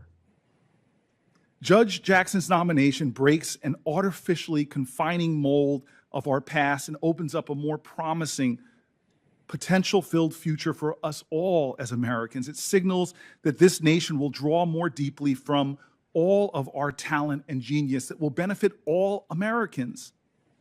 This is the America that most of our families speak of from all our diverse backgrounds, an America where anybody can achieve anything, not because of the color of their skin, but because of the content of their character. And God, I can't wait for America to find out more about your character. When the next generation behind us looks at the highest courts in the land, this ideal will be made more real in even just the faces of the nine. You bring this wealth of experience that's exciting to me. You've seen so many parts of our legal system. But I just want to talk about your role as a public defender because that too is unprecedented. I have a friend that just was at the prayer breakfast here in Congress, Brian Stevenson. He has this saying, he says, we have a justice system that treats you better if you're rich and guilty than if you're poor and innocent. I'm not sure if most Americans know that 80% of those who go before our nation's criminal courts can't afford an attorney. To this end, a public defender should be looked at as one of the most honorable roles within our judicial system, and yet we have never had a public defender or anyone who served as a public defender on our highest court. And it, unfortunately, is very lacking amongst all federal judges. You wrote, Judge, that the role of the public defender made you a better judge. You said it gave you a chance to, quote, help people in need and to promote core constitutional values. Well, the Sixth Amendment right to the assistance of counsel is guaranteed regardless of wealth and despite the nature of the accusations. I honor that more than you know as someone who started in legal clinics at Yale. I had my empathy expanded. I had my understanding of the struggles of my fellow Americans in ways that shaped my entire professional career. I love the fact that you have been a bridge builder in so many ways. You have the support of Republican-appointed judges and Democratic-appointed judges. Heck, you were confirmed by the Senate in a bipartisan manner 3 times. I love the fact that you have the support of civil rights lawyers and our largest police organizations like the FOP. It is a testimony to what this nation needs more of. People that will find ways not to accentuate the lines that divide, but try to find more ties that bind us together. Let me go one note more personal. Back to you sitting in my office. I can't tell you how before our meeting, how many people reached out to me with very emotional moments. You know, my mom's deltas. I heard from many Lynx sisters. I cannot tell you what it meant to me. So when you came to my office, rarely, I was a little kind of nervous even. And then you started talking about your family and your parents. I want to tell your parents, you and I have something in common. We're both around the same age.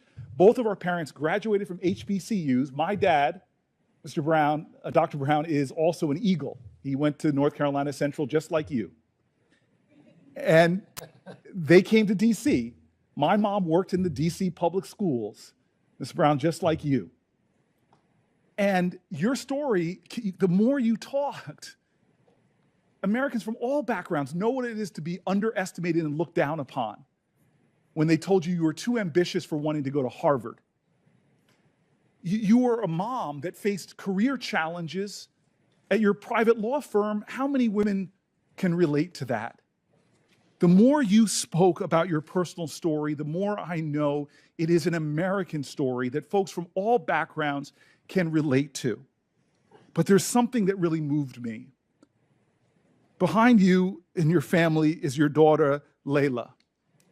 And when she was 11 years old, I love this, she wrote a letter to President Obama urging him to nominate her mother, you, to the United States Supreme Court. Wow. And in that letter, her recommendation put forward that you, Judge Jackson, would be, quote, a great Supreme Court justice. I suspect after these proceedings, and please God, after your confirmation of the Supreme Court, something new will happen in America. That letter from your daughter will not be exceptional. Generations of little young girls and generations of little young boys, no matter who their parents are, will have the audacity to write the President of the United States, whether they're daughters of white parents or black parents or biracial parents or Muslim and Jewish parents, Sikh or Hindu parents. We're going to see a new generation of children talking about their mamas and daring to write to the President of the United States of America that my mom should be on the Supreme Court.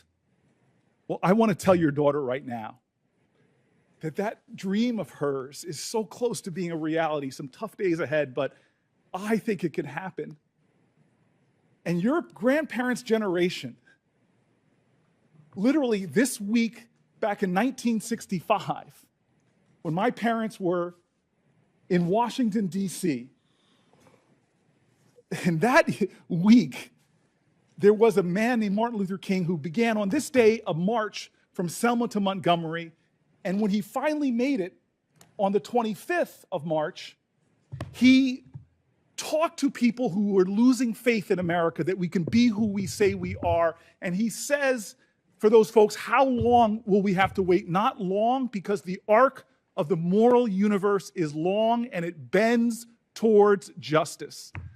Well, today, America is witnessing the literal bending of the arc and the conducting of one of the most sacred ideals of this country, justice for all. I think more people at the end of these hearings and after a Senate vote, more people will believe that we can be the nation we say we are when we put our hand on our heart.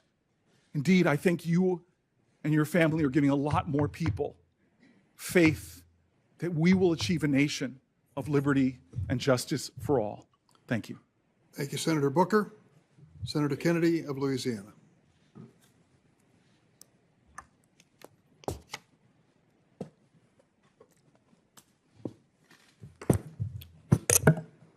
Hello, hello, Judge. If you are a lawyer or an American, I guess it doesn't get any bigger or better than this. Congratulations. In addition to honoring the wonderful state of Minnesota, and unless you correct me, I am going to assume that your purple attire is also meant to honor LSU in my state. And if I squint real hard, I might call it Marion blue, the colors of my Southern University in Louisiana. I want to compliment you and the Biden White House for selecting Senator Doug Jones to advise you. Senator Jones knows the Senate, and the Senate knows Senator Jones. And we know him to be quite the intellect, but more important, we know him to be a person of good judgment and goodwill. And I'm glad that you've been listening to him. I hope we will be able to use this hearing today to talk about, if not implicitly, at least implicitly, two subjects. The first is the legitimacy of the United States Supreme Court. Where does the court get its legitimacy? What can we do to enhance it? Judicial legitimacy is important. I don't need to tell you that. I'm rather fond of the Constitution. I know you are too. When members of the United States Supreme Court interpret it, I want the American people to believe them. I want the American people to say, well, I may not agree, but the men and women who made that decision are intellectually honest and people of good faith. One of the primary roles of the United States Supreme Court is to uphold the rule of law. And sometimes justices have to uphold the rule of law when it's not popular. Sometimes justices have to uphold the rule of law when it's not popular with the majority of Americans. Boy, that's tough. It's also important. Sometimes, not generally, but sometimes the majority can mean that just all the fools are on the same side. And that's what the courts are for. And I'm rather fond of the Bill of Rights, too, and I know you are as well. I've never believed that the Bill of Rights was there for the high school quarterback or the prom queen. They're covered by it. But the Bill of Rights is there to protect the rights of people who don't see the world exactly like everybody else, or who don't look exactly like everybody else.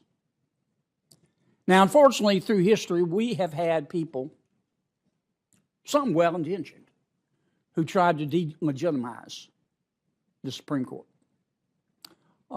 We had a president way back when who tried to impeach a Supreme Court justice. We had another president who wanted to pack the court. I remember the impeach Earl Warren signs during the Warren Court. And most of the people who want to delegitimize the Supreme Court believe that unlike our founders, in my judgment, believe that that members of the Supreme Court ought to be and are politicians in robes. They believe that the United States Supreme Court ought to be a mini Congress. They believe that the law is not the law. The law is supposed to just be politics practiced in a different way. And they believe in court packing. And they're wrong. Number two, I hope today that we can use this as an opportunity to talk about, if not explicitly, at least implicitly, that's what I'm going to try to do, the appropriate balance between representative government and declarative government. Now, in representative government, as you well know,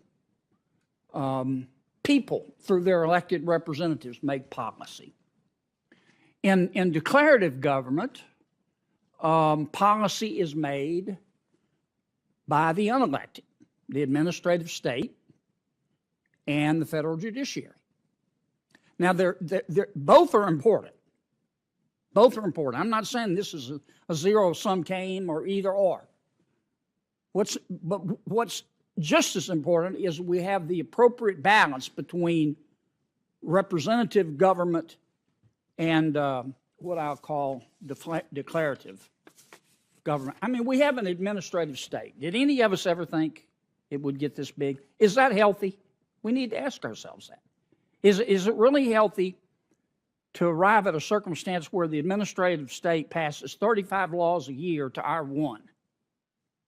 Is it really healthy to have an administrative state that makes its own laws, interprets its own laws, and enforces its own laws before courts, with respect to which the administrative state appoints the judges?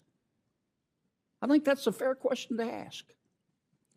In terms of, with respect to declarative government in the Supreme Court and the federal judiciary, federal judges have enormous power. They have to, but they do. They have enormous power. You're appointed for life. You can't be unelected.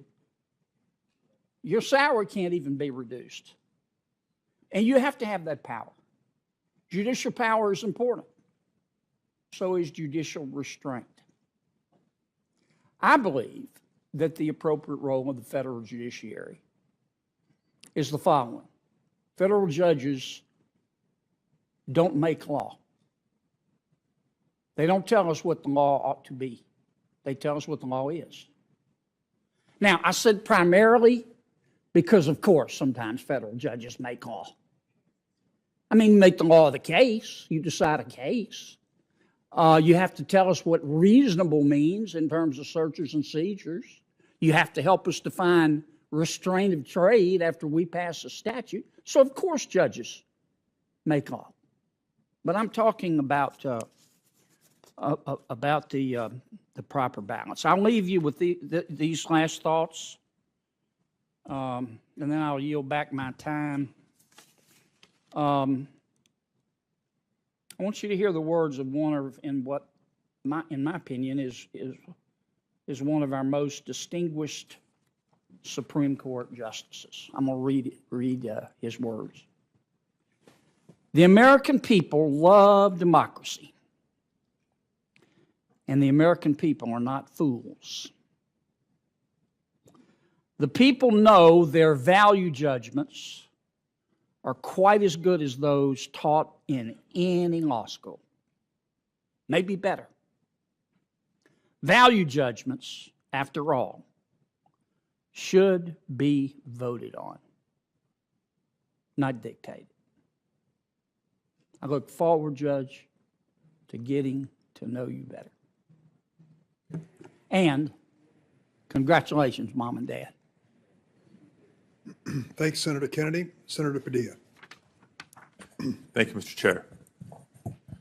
Judge Jackson, welcome back to the Senate Judiciary Committee.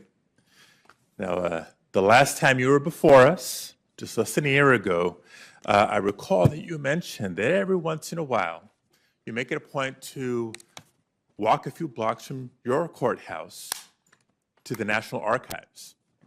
As we all know, the National Archives is where the Declaration of Independence, the Constitution, and the Bill of Rights are housed. You shared that you go there and reflect on the momentousness of the office that you hold. And it's a fitting place, these archives, to be reminded of our nation's highest ideals, our pursuit of a union that is more fair, that is more free, and that is striving to be more perfect. It's also a place to see how for 2.5 centuries, our democracy has remained a work in progress. And that it's incumbent upon all of us, yes, as a nation, but each of us as individuals to continue making that progress. Now, the men who wrote our founding documents could never have imagined that you would one day be here. A former public defender, a proud graduate of a public high school, a working mom, and yes, the first Black woman nominated to serve on the nation's highest court. Colleagues, our founding fathers also could never have imagined that the senators sitting before Judge Jackson would include the first women to represent California, Hawaii, and Tennessee, the first Jewish man to represent Georgia, the first Hispanic man to represent Texas, the first Black man to represent New Jersey. Nor could they have imagined that the list would include me. I'm here as a proud son of immigrants from Mexico who came to this country with little formal education, but with big dreams and a tremendous work ethic. And it's because of the decades of hard work and sacrifice by Santos and Lupe Padilla, my dad as a short order cook, my mom as a housekeeper, that I've enjoyed tremendous opportunities in my life. And that includes the honor of representing the state of California in the United States Senate and of being the first Latino to do so. So like so many of us in this room, I'm blessed to live the American dream. Now, looking around, you can see that the strides that our democracy has made towards strengthening our institutions by including more voices and more perspectives. Judge Jackson, if you're confirmed, we'll take another step towards making our government better reflect the America that it serves, towards making the promise of America more real. And we know that progress doesn't come easily. Breaking barriers and being the first means not just significant opportunity, but tremendous responsibility. But Judge Jackson, I also know that you're equipped with a tremendous record of experience and accomplishment, and you are ready to blaze this trail. A trail that your grandparents may have found unfathomable, but one that your daughters and my sons and future generations will now see as a natural part of the American story.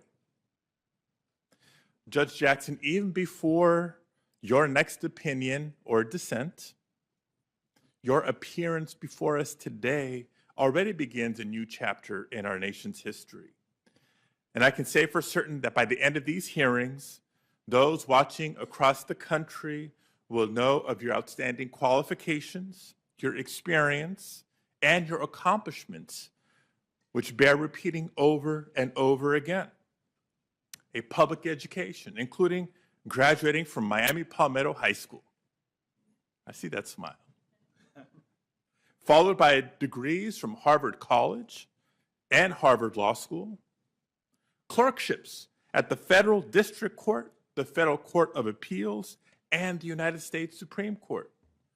2 years as a federal public defender. 2 years as a staff member of the United States Sentencing Commission, and 4 years as its vice chair. You've been confirmed by this Senate, not once, not twice, 3 times, each on a bipartisan basis, including 2 lifetime judicial appointments. And you bring nearly a decade of judicial experience, which, by the way, is more than the combined total of 4 of the currently sitting justices at the time they were nominated. So yes, you are clearly more than qualified to serve as a justice of the Supreme Court of the United States. And yes, you bring a wealth of other important experiences and perspectives to the court, including as a working mother and as a Black woman. Now, in these hearings, I look forward to speaking further about your background, your experiences, both on and off the bench, and your approach to the law. But based on our conversations already, and my review of your record, I believe you have the expertise, the insight, and the heart to elevate the weighty deliberations of the Supreme Court. Now, every year, the Supreme Court decides dozens of cases that shape the fundamental rights and lives of the American people. Only a small percentage of those cases will ever be highlighted in history books, make the front page of newspapers, or go viral on social media. But the choices of the Supreme Court will certainly shape the future of labor rights, voting rights, women's rights, criminal justice, immigration, technology, environmental protection, and so much more. I also want to be clear about something important. If you're confirmed, I don't expect to agree with every detail of every decision that you make. That's not my test. That is not our test. Our job on this committee is to make sure that the next justice will honor the rule of law and the principle of equal justice for all. We must ensure that the next justice will help the Supreme Court live up to its responsibility to the American people. And yes, America is watching. America is watching these hearings to see what the future holds, not just for themselves, but for the court as well. Judge Jackson, like you, I believe in the greatness and the promise of this nation. I believe that we can continue building on our dream of a more perfect union. And that includes building a government that better reflects and represents the people that it serves. It's a dream that we've spent 2.5 centuries struggling to realize. And while this hearing may not be the last step on that journey, it is a momentous step forward indeed. Judge Jackson, you're an outstanding nominee for our nation's highest court. And I thank you for your service. And I thank you for sharing your faith in America's promise, a faith that is stronger because you know how far our nation has come. And Mr. Chair, before closing, and with your indulgence, I'd like to share a few words in Spanish on the importance of this nomination. La Corte Suprema decide docenas de casos cada año que afectan nuestras vidas y nuestros derechos fundamentales. Y esas decisiones afectarán el futuro de nuestro país a través de temas como el derecho al voto, inmigración, protección ambiental, derechos laborales y mucho más.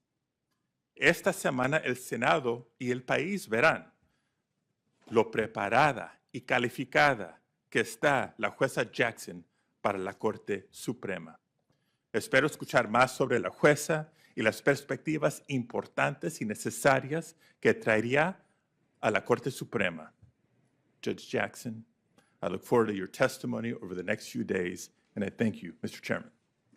Muchas gracias, Senator Padilla. De nada. Senator Tillis of North Carolina. Thank you, Mr. Chairman and Ranking Member. It's a real honor to now participate in my 4th Supreme Court nomination and confirmation process. And Judge Jackson, congratulations on your nomination. I do feel like you and your family have every reason to be very proud. And your daughter apparently has pretty weighty letter writing skills. When we met together, I wanted to thank you for the time that we spent together. I asked about your family. You beamed with pride. And I can understand why. You have parents, brothers, siblings, family members who are public servants themselves, and now you've gone on to do that, continue that legacy with in your public defender role and as a judge. You should be very proud of that. And we should also recognize the historic nature of this event, the first African-American female to be put forth for confirmation for the Supreme Court is quite extraordinary. I also want to recognize that when we had the meeting in my office, I asked you, why on earth are you doing this? Because this week is not going to be particularly fun, every moment of it. Why on earth are you doing this? I mean, you're brilliant, you're well-educated, you're studied in the law. There are so many other things that you could do. And you said that it really is the pinnacle of your profession, and that, I guess, in many respects, this is a realization of a dream of yours. But I also think that it's probably putting within reach for many young boys and girls, young men and women, the reality that they too someday could be here before the Senate being considered for confirmation to the highest court in the land. So you're not only fulfilling your dreams, you're making the dreams of others appear to be within reach. I think as we go through this hearing this week, we're also going to get an opportunity to see the content of your character demonstrated. I, for one, think you have a strong track record of ethical values, honesty, integrity, respecting others, and endeavoring to be fair, just, and compassionate. You know, confirming a Supreme Court justice is one of the most important responsibilities I think I have as a U.S. Senator. The outcome of our decision will impact millions of lives and the very structure and the future of our constitutional republic. Supreme Court justices must find answers to some of the most pressing constitutional and legal questions of our time. They're confronted with complex questions. Many of them don't have good answers, or at least easy ones. That's why it's critical whenever we confirm a Supreme Court justice, we understand the nominee's judicial philosophy and then reconcile it with our conception of the best mindset to bring to the bench. In my opinion, a justice's job is to interpret the text and words of the Constitution as written and give them their original meaning. I reject the notion that the Constitution is a living evolutionary document that changes based on the impulses of 5 unelected justices. A good judge must understand that his or her job isn't to legislate from the bench and read in their preferred policy outcomes into statutes. If the words of a statute are clear, a good judge will reach a decision based on those words, and those words alone, even if it creates an outcome they may disagree with personally. In other words, in the words of Chief Justice Roberts, a good justice has one job, calling balls and strikes. Nothing more, nothing less. Sometimes that leads to rulings that Republicans like and Democrats hate. Other times it leads to rulings that Democrats like and Republicans hate. And sometimes it leads to rulings that everybody hates. But that's okay. That's really your job as a Supreme Court justice. I had the opportunity to meet Judge Jackson, I said earlier, and I also want to thank you for your indulgence. I may have done my interviews a little bit differently than other ones. I asked some questions, and then I had all my staff ask a number of questions. I was quite impressed with how engaged you were with some of the former members of the Judiciary Committee and other staff, and I even scared one person who was just on the job a week and a half, said, "You got a question for the Supreme Court Justice?" And he had a question. It was a good question, and you were very indulgent in your answer. I just thought you were honest and forthcoming. I wanted you to know that. I've said that in the press. I think that you have the right temperament, just based on how I've seen you react to the questions, or not the questions, but the statements today. And I also appreciate how your unique perspective, your upbringing, your family, and your experiences as a former public defender have shaped your views. As I noted during your confirmation in the Supreme Court, or to the Circuit Court, I do have some additional questions and concerns that I want to ask about to kind of weave together or reconcile my conception of the right mindset for a judge going to the Supreme Court. I'm concerned and will look into questions over the next couple of days, and I will be here for the majority of the hearing to hear, to kind of put together the foundation that I need to ultimately make a decision on your confirmation. So as I proceed with the hearing this week, I'll be in attendance most of the time except for breaks, and I'll focus on better understanding your writings. I'm in the middle of your thesis right now. It should be finished by tomorrow morning. Your political activities and opinions with the goal of determining your philosophy and whether or not it fits with my conception of the right philosophy for somebody that I would vote to confirm. I'll listen thoroughly. I'll keep an open mind, as I do with every nominee before this committee. But at the end of the week, I'll ultimately have to conclude whether or not I'm comfortable with putting someone in a lifetime position and whether that person is likely to have the kind of philosophy that I want. I've told Justice Gorsuch, Justice Kavanaugh, and Justice Barrett that I hope and I expected that they would take opinions that would make me mad. And that's okay. I just want to know that they do it for the right reason. I don't want an activist at either end of the spectrum, although I think some folks are okay with one end of the spectrum, not the other. If we're talking about preserving the integrity of the court, there's no place on the Supreme Court for judicial activism.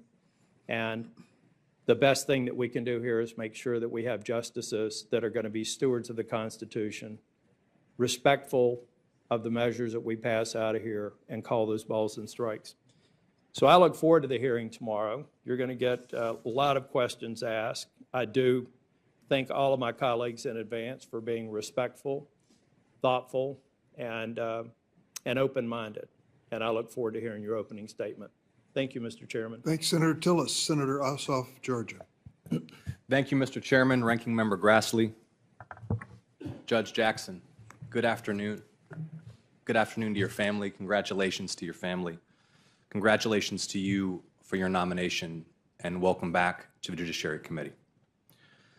I engage in these proceedings with deep respect for the responsibility that the Senate has to advise and consent on the lifetime appointment of a Supreme Court justice who would be responsible for interpreting and applying constitutional and statutory law in the most complex and contested and nationally significant cases. The Constitution was a groundbreaking document when written, and still by today's standards as amended, considering the tyranny that prevails in much of the world. Its guarantees of liberty and privacy and due process are exceptional as a governing document. Often in our history, it has fallen to the court through its decisions to ensure the enforcement of those guarantees. Yet our Constitution's guarantees of individual rights and equal protection under the law remain too often and for too many unfulfilled. For any colleagues who doubt this, I remind them of Ahmaud Arbery's murder in Glenn County, Georgia, just 2 years ago, when a young black man was shot dead in cold blood on camera in the street, and the local authorities buried the case and looked the other way. Only a massive civil rights mobilization pressured state and eventually federal prosecutors to act. For any colleagues who doubt that those promises remain unfulfilled to too many, I remind them that in my state you can predict how long someone must wait to vote by where they live and the color of their skin. In practice, the promises made in the plain text of our Constitution are still too often broken for too many of our fellow Americans. And so the court remains essential to that national process of becoming in real life what America is in text. Today's hearing, Judge Jackson, is evidence that this process continues, and above all, a testament to you personally, that in a nation still striving to transcend the legacies of slavery and segregation and institutionalized racism, through your brilliance and resilience and hard work, you have already rendered great service to the nation as a federal judge. And as a Black woman, you have overcome deeply rooted obstacles to earn nomination to our nation's highest court for the first time in history. Alongside our Constitution's exceptional guarantees of individual rights and equal protection is its exceptional system of checks and balances. Restraints on political power imposed by the diffusion of authority across three co-equal branches between federal and state governments, with the president and a federal legislature directly accountable to voters and an independent federal judiciary whose judges must be confirmed by elected senators. This constitutional system has endured and developed for nearly a quarter of a millennium. It is resilient. But democracy remains the exception, not the norm, in history and around the world, and we cannot take the survival of our republic for granted. And so I look forward to engaging with you, Judge Jackson, to discuss your perspective on the separation of powers and the resilience of our Constitution when threatened by political actors who would ignore the rule of law or seek to seize power by illegal or extraordinary means. Among the court's most challenging tasks are to grapple with unsettled law when the stakes are highest or even existential for individuals and for the country, and to apply the Constitution faithfully over the long arc of history as the world changes in profound ways and the text of faithful constitutional interpretation meets new facts, new contexts, and new technologies. Judge Jackson, should you be confirmed, you may serve as a Supreme Court justice well into the middle of this century. You will rule on cases whose contours and complexity we cannot yet imagine. And so among several areas of interest, I look forward to learning how you will consider protections against unreasonable search and seizure in an age of ubiquitous surveillance, how you might approach disputes over war powers, where law remains unsettled between executive and legislative claims, how you will approach questions pertaining to freedoms of speech and of the press,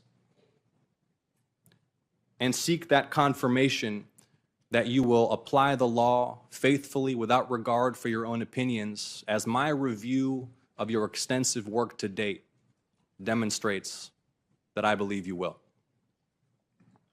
This constitutional process of advice and consent is vital to the integrity and legitimacy of the court. And Judge Jackson, on behalf of my constituents in Georgia, I look forward to engaging in this process with you and my colleagues. Mr. Chairman, I yield. Thank you, Senator Ossoff. Senator Blackburn of Tennessee. Thank you, Mr. Chairman. Judge Jackson, welcome. You are indeed to be congratulated and your entire family with you, and thank you for your time to visit. I appreciated so much that. And to your daughters, her best job is being mama. She likes that one. And but we've talked today a little bit about the momentous occasion that this is and bringing you forward, and indeed it is, because unlike any other federal office, this is a lifetime appointment, and the decisions that you're going to make are going to impact rights and freedoms of every single American citizen. And, you know, President Biden thinks you're the right person for the job, but it doesn't end there. We do have that role of advice and consent, and it is up to us to carry that job out. So, as you have heard repeatedly, this is going to be a fair and very thorough and very respectful hearing, and we're going to work through this process with some tough questions, but do it in a manner, the respect that you deserve. And we've talked some today about the treatment of Justice Thomas and Justice Kavanaugh, Justice Barrett, who was questioned about her faith and whether that made her suitable for the court. And I know your faith is important to you. We've also talked some about Janice Rogers Brown and the treatment that she endured here. So we are going to be pleased to move forward and focus on the issues that the American people want to focus on, because they want to know about you and how you're going to approach your job and the decisions that you have made in the past, what you've written, what you have said. And I've got a few areas that I'm going to want to delve a little bit further with you. And we touched on some of these as we talked. Right now, when I talk to Tennesseans, one of the most important things that they bring up is the issue of parental rights and wanting to be able to rear their children as they see fit. And moms and dads are very concerned about this progressive agenda that is being pushed in some of our public schools. Educators are allowing biological males to steal opportunities from female athletes in the name of progressivism. Just last week, an entire generation of young girls watched as those charged with protecting them allowed a biological male to compete and beat a biological woman at the highest level of collegiate sports. Some girls have been forced to share locker rooms with biological males. Rather than defending our girls, those in power are teaching them that their voices don't matter. They're being treated like second-class citizens. And Americans need a Supreme Court justice who will protect our children and will defend parents' constitutional right to decide what is best for their own kids. And here we need a little clarity.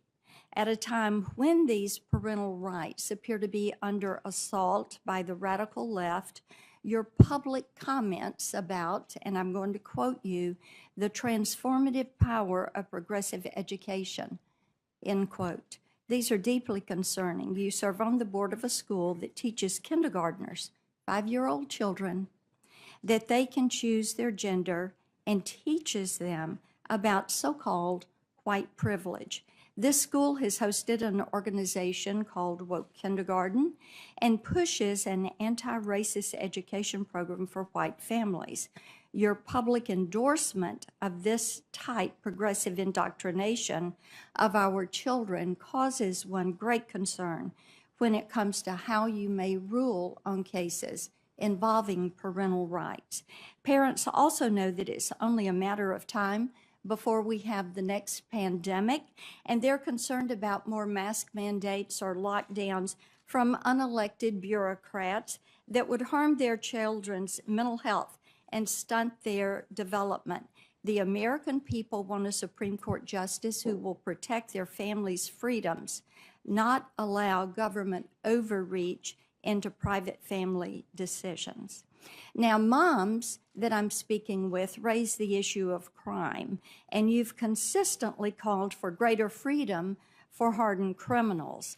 At the start of the COVID-19 pandemic, you advocated, and again I quote, for each and every criminal defendant in the D.C. Department of Corrections custody should be released. That would have been 1,500 criminals back on the street if you had had your way. And you use the COVID-19 pandemic as justification to release a fentanyl drug dealer, a bank robber addicted to heroin, and a convict who murdered a U.S. Marshal into our communities. But your efforts to protect convicts began long before the pandemic. You used your time and talent not to serve our nation's veterans or other vulnerable groups, but to provide free legal services to help terrorists get out of Gitmo and go back to the fight. You also have a consistent pattern of giving child porn offenders lighter sentences. On average, you sentence child porn defendants to over 5 years below the minimum sentence recommended by the sentencing guidelines. And you have stated publicly that it is a mistake to assume that child pornography offenders are pedophiles. Your philosophy, it appears, is backward on these issues, restrictions on children and families and freedom for criminals. In fact, Your philosophy, or lack thereof, may be the root of the problem here. I was concerned during our conversation earlier this month when you told me that you really didn't have a judicial philosophy.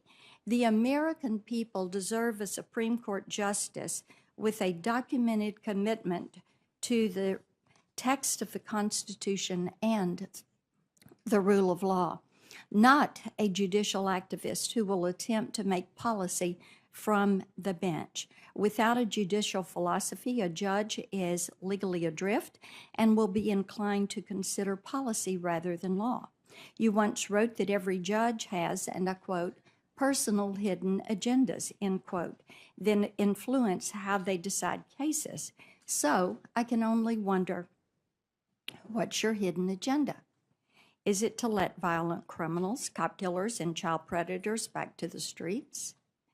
Is it to restrict parental rights and expand government's reach into our schools and our private family decisions?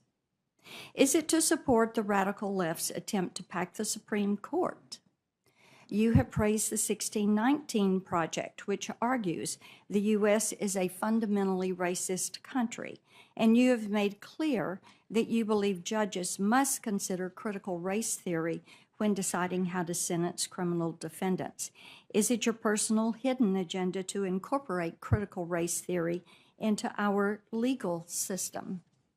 These are answers that the American people need to know. So we are going to look at past statements and decisions and seek clarification from this committee before we make our decisions. So let me close again by congratulating you on your impressive career and your nomination to the nation's highest court. Regardless of the outcome of the confirmation process, you and your family should be incredibly proud of all that you have achieved. Your story is a wonderful example of the American dream fulfilled. You are able to sit here today because you were reared and built your career in a free country whose laws protect equal justice and opportunity for all, to ensure that future generations can expect the same blessings and opportunities you receive. We need justices who will be dedicated to justice and the rule of law. Our questions to you over the coming days are going to be tough, but they're tough by necessity because it is our duty to determine whether you will, first and foremost, uphold the Constitution and our nation's founding principles. Thank you so much for joining us. Thank you, Senator Blackburn. All committee members have now completed their opening statements. At this point in time, we're going to have a little shuffle of the logistics. And I'll ask that the two introducers please come forward to the witness table. Judge Jackson, you can take a brief rest from the glare of the spotlight. We're fortunate today to have two distinguished guests introducing Judge Jackson. We will hear from Judge Thomas Griffith, who served as a judge on the U.S. Circuit Court of Appeals for the District D.C. Circuit from 2005 to 2020, and Professor Lisa Fairfax, who serves as a presidential professor and co-director of the Institute for Law and Economics at the University of Pennsylvania Carey Law School. Judge Griffith, we will start with you. Make sure your microphone is turned on. There's a red button. How's that? Been a while since you've been here. So okay. Chairman Durbin, Ranking Member Grassley, and members of the Senate Judiciary Committee, I come here today as a retired federal appeals court judge with 15 years of experience on the United States Court of Appeals for the D.C. Circuit.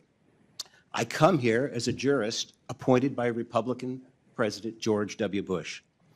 And I come here as someone who understands that there are few greater responsibilities under the Constitution than serving as a justice on the United States Supreme Court.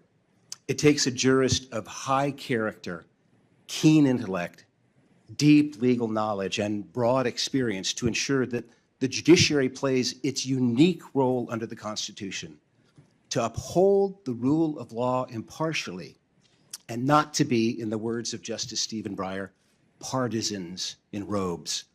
Today, I have the high honor to introduce Judge Ketanji Brown Jackson, a jurist who has all of those qualities.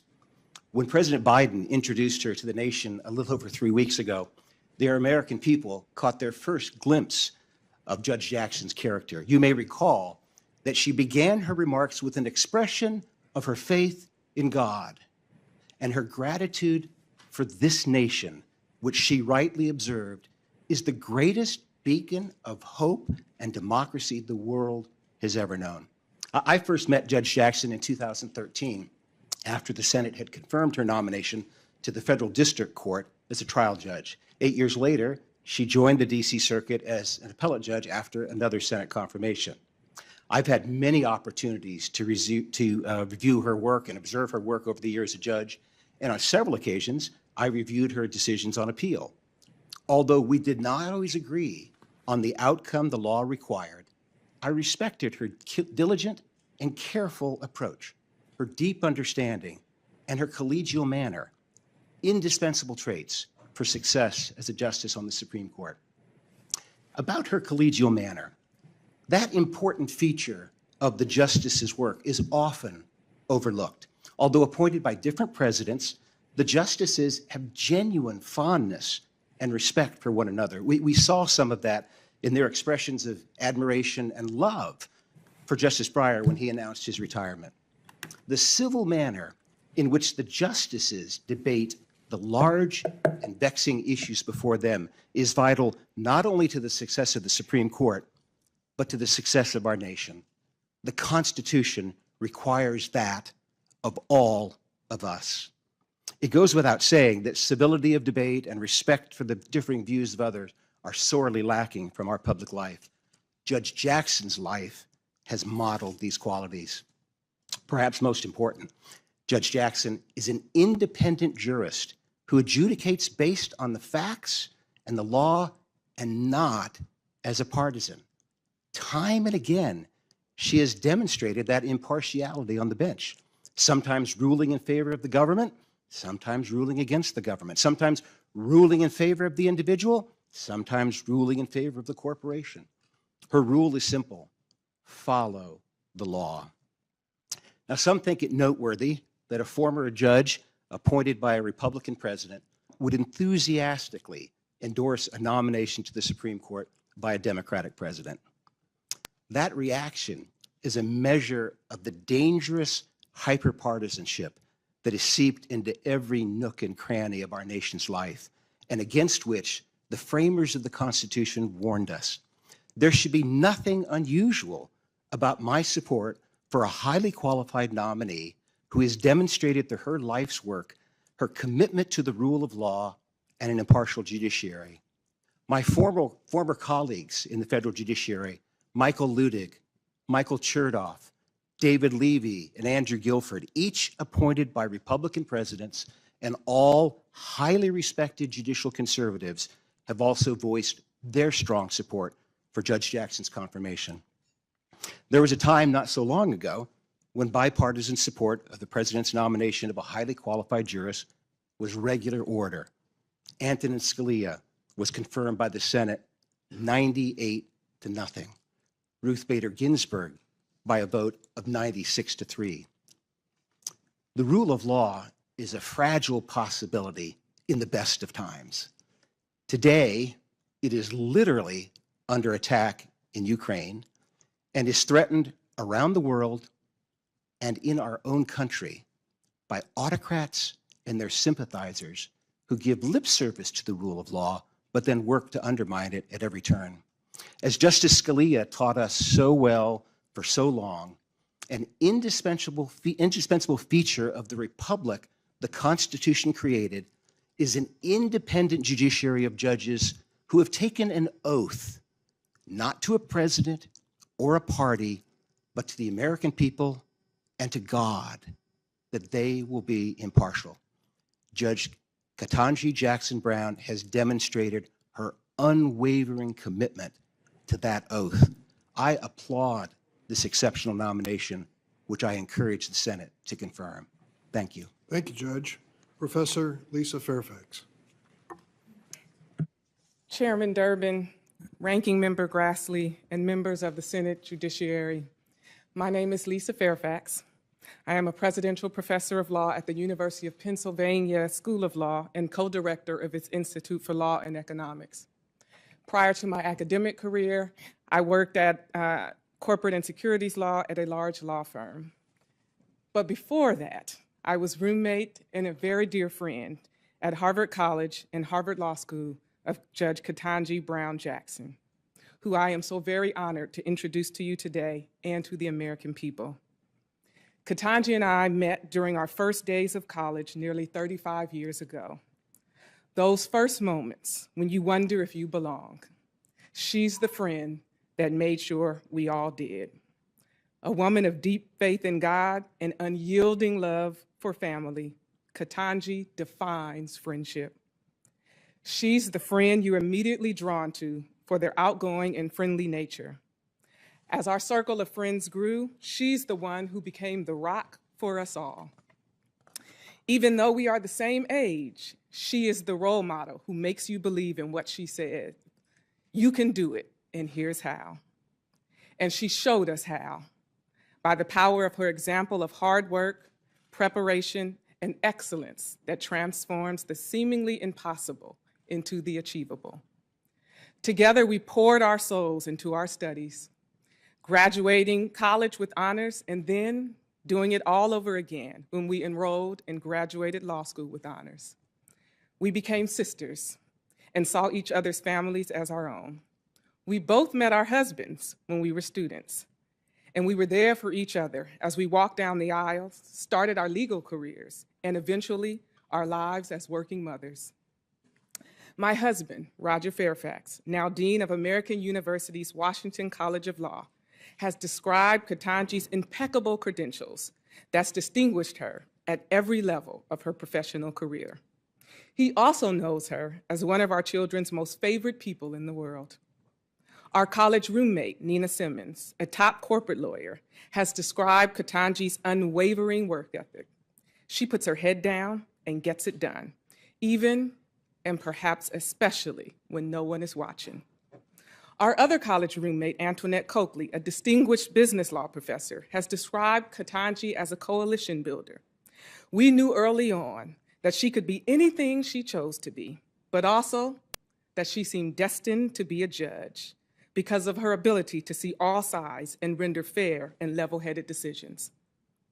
But our tight-knit group of girlfriends also knows that there's so much more to Ketanji beyond her brilliant mind. There's her wonderful sense of humor, her gift of storytelling, her heart of gold that always shows up. From the first call you make for advice about your career to the first knock you hear on the door after learning you're diagnosed with cancer.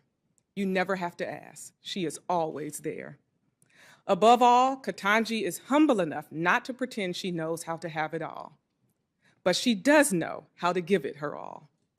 And what she gives to her family, her friends, she also gives to the law and to this country.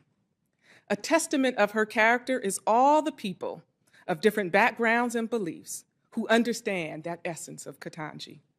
We've seen that in her endorsements from bipartisan colleagues from the bench and the bar, and from both civil rights leaders and members of law enforcement. And we will see it in the history she will make. I know she is honored and humbled by the significance of this moment, not for what it means for her, but what it means for our amazing country. Confirmation of the idea that America is a place in which all of us can feel a sense of belonging, and all of us can reach our fullest potential. While challenging, I would summarize nearly 35 years of friendship in this way. By highlighting Ketanji's faith in God and country, her intellectual brilliance, her goodness and grace, and a work ethic that makes her perfectly suited for the serious task of serving on the Supreme Court. It is with tremendous pride, love, and gratitude for her willingness to serve that I introduce to you my dear friend and an exemplar of the best of America's promise, Judge Ketanji Brown Jackson. Thank you. Thank you both. Professor Fairfax and Judge Griffith, I'm sure that Judge Jackson and her family deeply appreciate your being here today and your kind words. I want to add to the list of introducers, the man sitting behind you, Senator Doug Jones, who has introduced Judge Jackson to many of us, not for the first time, maybe reintroduced it. But Doug, thank you for serving in this cause and for helping the President and Judge Jackson. Thank you all three for being with us today. We are now going to move to the next phase of the program, and that is to hear from Judge Jackson. So if we could set up the table.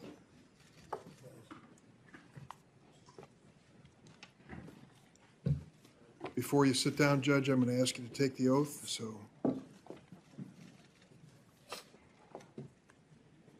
ready? Please raise your right hand. Do you affirm that the testimony you're about to give before the committee will be the truth, the whole truth, and nothing but the truth, so help you God? I do. Let the record reflect that the judge has answered in the affirmative, and having met that requirement, you may now proceed with your remarks.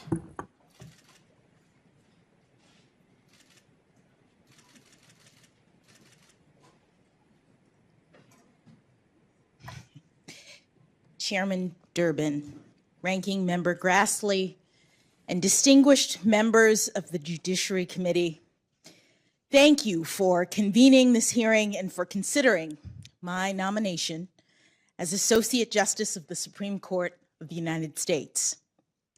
I am humbled and honored to be here, and I am also truly grateful for the generous introductions that my former judicial colleague, Judge Tom Griffith, and my close friend, Professor Lisa Fairfax, have so graciously provided.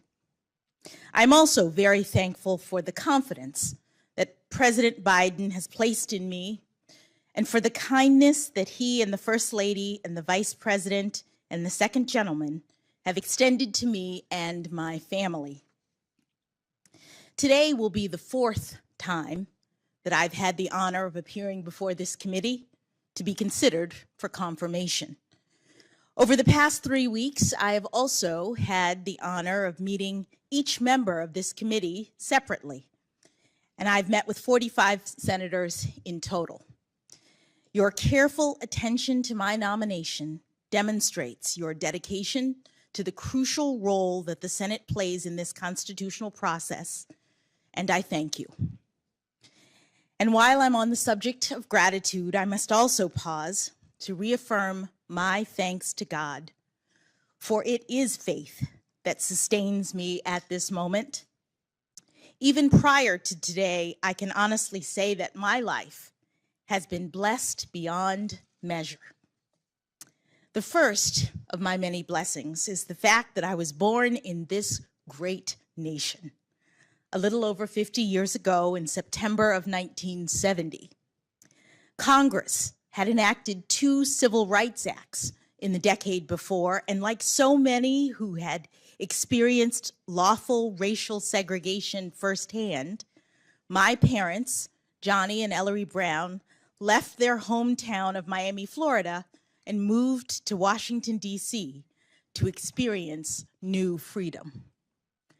When I was born here in Washington, my parents were public school teachers, and to express both pride in their heritage and hope for the future, they gave me an African name, Ketanji Onyeka, which they were told means lovely one. My parents taught me that unlike the many barriers that they had had to face growing up, my path was clearer, so that if I worked hard and I believed in myself in America, I could do anything or be anything I wanted to be. Like so many families in this country, they worked long hours and sacrificed to provide their children every opportunity to reach their God-given potential. My parents have been married for almost 54 years, and they're here with me today. I cannot possibly thank them enough for everything they've done for me. I love you, Mom and Dad. My father, in particular, bears responsibility for my interest in the law. When I was 4, we moved back to Miami so that he could be a full-time law student, and we lived on the campus of the University of Miami Law School. During those years, my mother pulled double duty, working as the sole breadwinner of our family while also guiding and inspiring 4-year-old me. My very earliest memories are of watching my father study. He had his stack of law books on the kitchen table while I sat across from him with my stack of coloring books. My parents also instilled in me and my younger brother, Ketanji, the importance of public service. After graduating from Howard University, Ketanji started out as a police officer, following 2 of our uncles. After the September 11th attacks on our country, Ketanji volunteered for the Army and eventually became an infantry officer serving 2 tours of duty in the Middle East.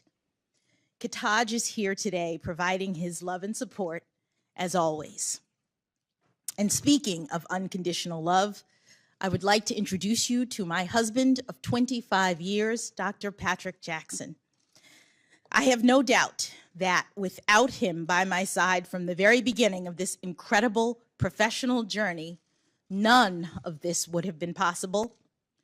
We met in college more than 3 decades ago, and since then, he's been the best husband, father, and friend I could ever imagine.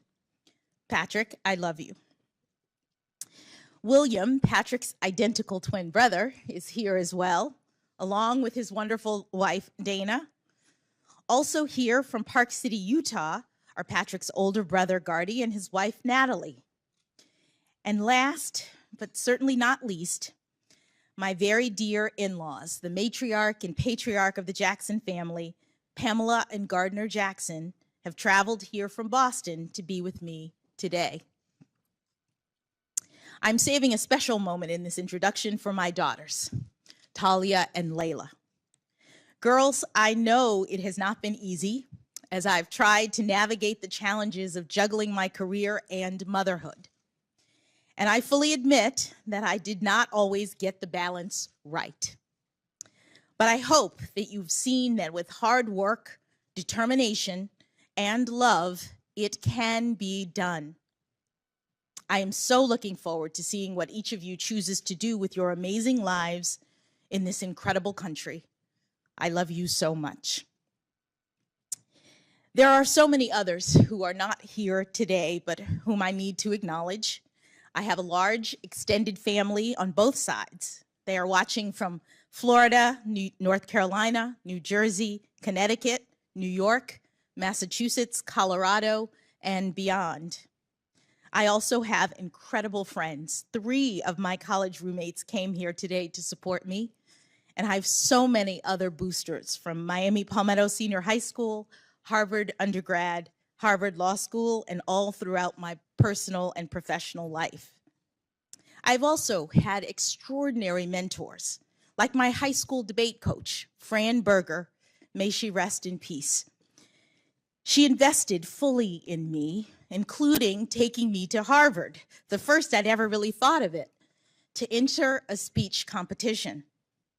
Mrs. Berger believed in me, and in turn, I believed in myself. In the category of great mentors, it was also my great good fortune to have had the chance to clerk for 3 brilliant jurists, U.S. District Judge Patty Saris, U.S. Court of Appeals Judge Bruce Selya, and Supreme Court Justice Stephen Breyer. These extraordinary people were exceptional role models. Justice Breyer, in particular, not only gave me the greatest job that any young lawyer could ever hope to have, but he also exemplifies what it means to be a Supreme Court justice of the highest level of skill and integrity, civility, and grace. It is extremely humbling to be considered for Justice Breyer's seat, and I know that I could never fill his shoes. But if confirmed, I would hope to carry on his spirit. On the day of his Supreme Court nomination, Justice Breyer said, quote, "What is law supposed to do, seen as a whole? It is supposed to allow all people, to live together in a society where they have so many different views, so many different needs, to live together in a way that is more harmonious, that is better, so that they can work productively together. End quote. I could not have said it better myself. Members of this committee, if I am confirmed, I commit to you that I will work productively to support and defend the Constitution and this grand experiment of American democracy that has endured over these past 246 years. I have been a judge for nearly a decade now, and I take that responsibility and my duty to be independent very seriously. I decide cases from a neutral posture. I evaluate the facts, and I interpret and apply the law to the facts of the case before me without fear or favor, consistent with my judicial oath. I know that my role as a judge is a limited one, that the Constitution empowers me only to decide cases and controversies that are properly presented. And I know that my judicial role is further constrained by careful adherence to precedent. Now, in preparing for these hearings, you may have read some of my more than 570 written decisions, and you may have also noticed that my opinions tend to be on the long side. That is because I also believe in transparency, that people should know precisely what I think and the basis for my decision. And all of my professional experiences, including my work as a public defender and as a trial judge, have instilled in me the importance of having each litigant know that the judge in their case has heard them, whether or not their arguments prevail in court. During this hearing, I hope that you will see how much I love our country and the Constitution and the rights that make us free. I stand on the shoulders of so many who have come before me, including Judge Constance Baker Motley, who was the first African-American woman to be appointed to the federal bench and with whom I share a birthday. And like Judge Motley, I have dedicated my career to ensuring that the words engraved on the front of the Supreme Court building, "Equal justice under law," are a reality and not just an ideal. Thank you for this historic chance to join the highest court, to work with brilliant colleagues, to inspire future generations, and to ensure liberty and justice for all. Thank you, Judge Jackson. Well, this is the end of the first day of the first 3 days, which are involving more personal, on a personal level, the senators on the Judiciary Committee. In a way, it's the easiest day because 10 minutes is merely a throat-clearing warm-up for most senators on this committee. Starting tomorrow, will be some serious exchange and questions of 30 minutes, and then the following day, 20 minutes for each senator to participate in this. We're looking forward to this opportunity to finally really give you a fulsome opportunity to respond to many of the things that you've heard and to answer direct questions. Members have until Thursday at 5 p.m. to submit questions for the record. We're going to reconvene tomorrow morning at 9 a.m. to begin the 30-minute rounds of questions. We thank all the participants and members of our audience for keeping this dignified, respectful, and civilized, and we hope to continue that tradition tomorrow. The committee stands adjourned.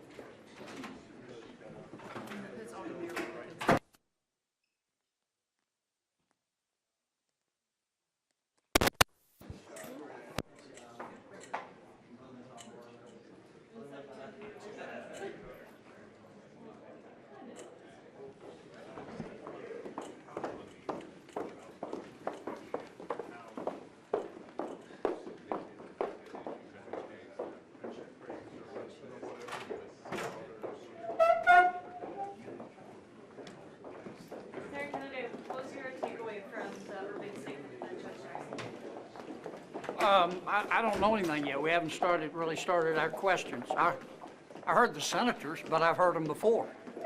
Are you open to support?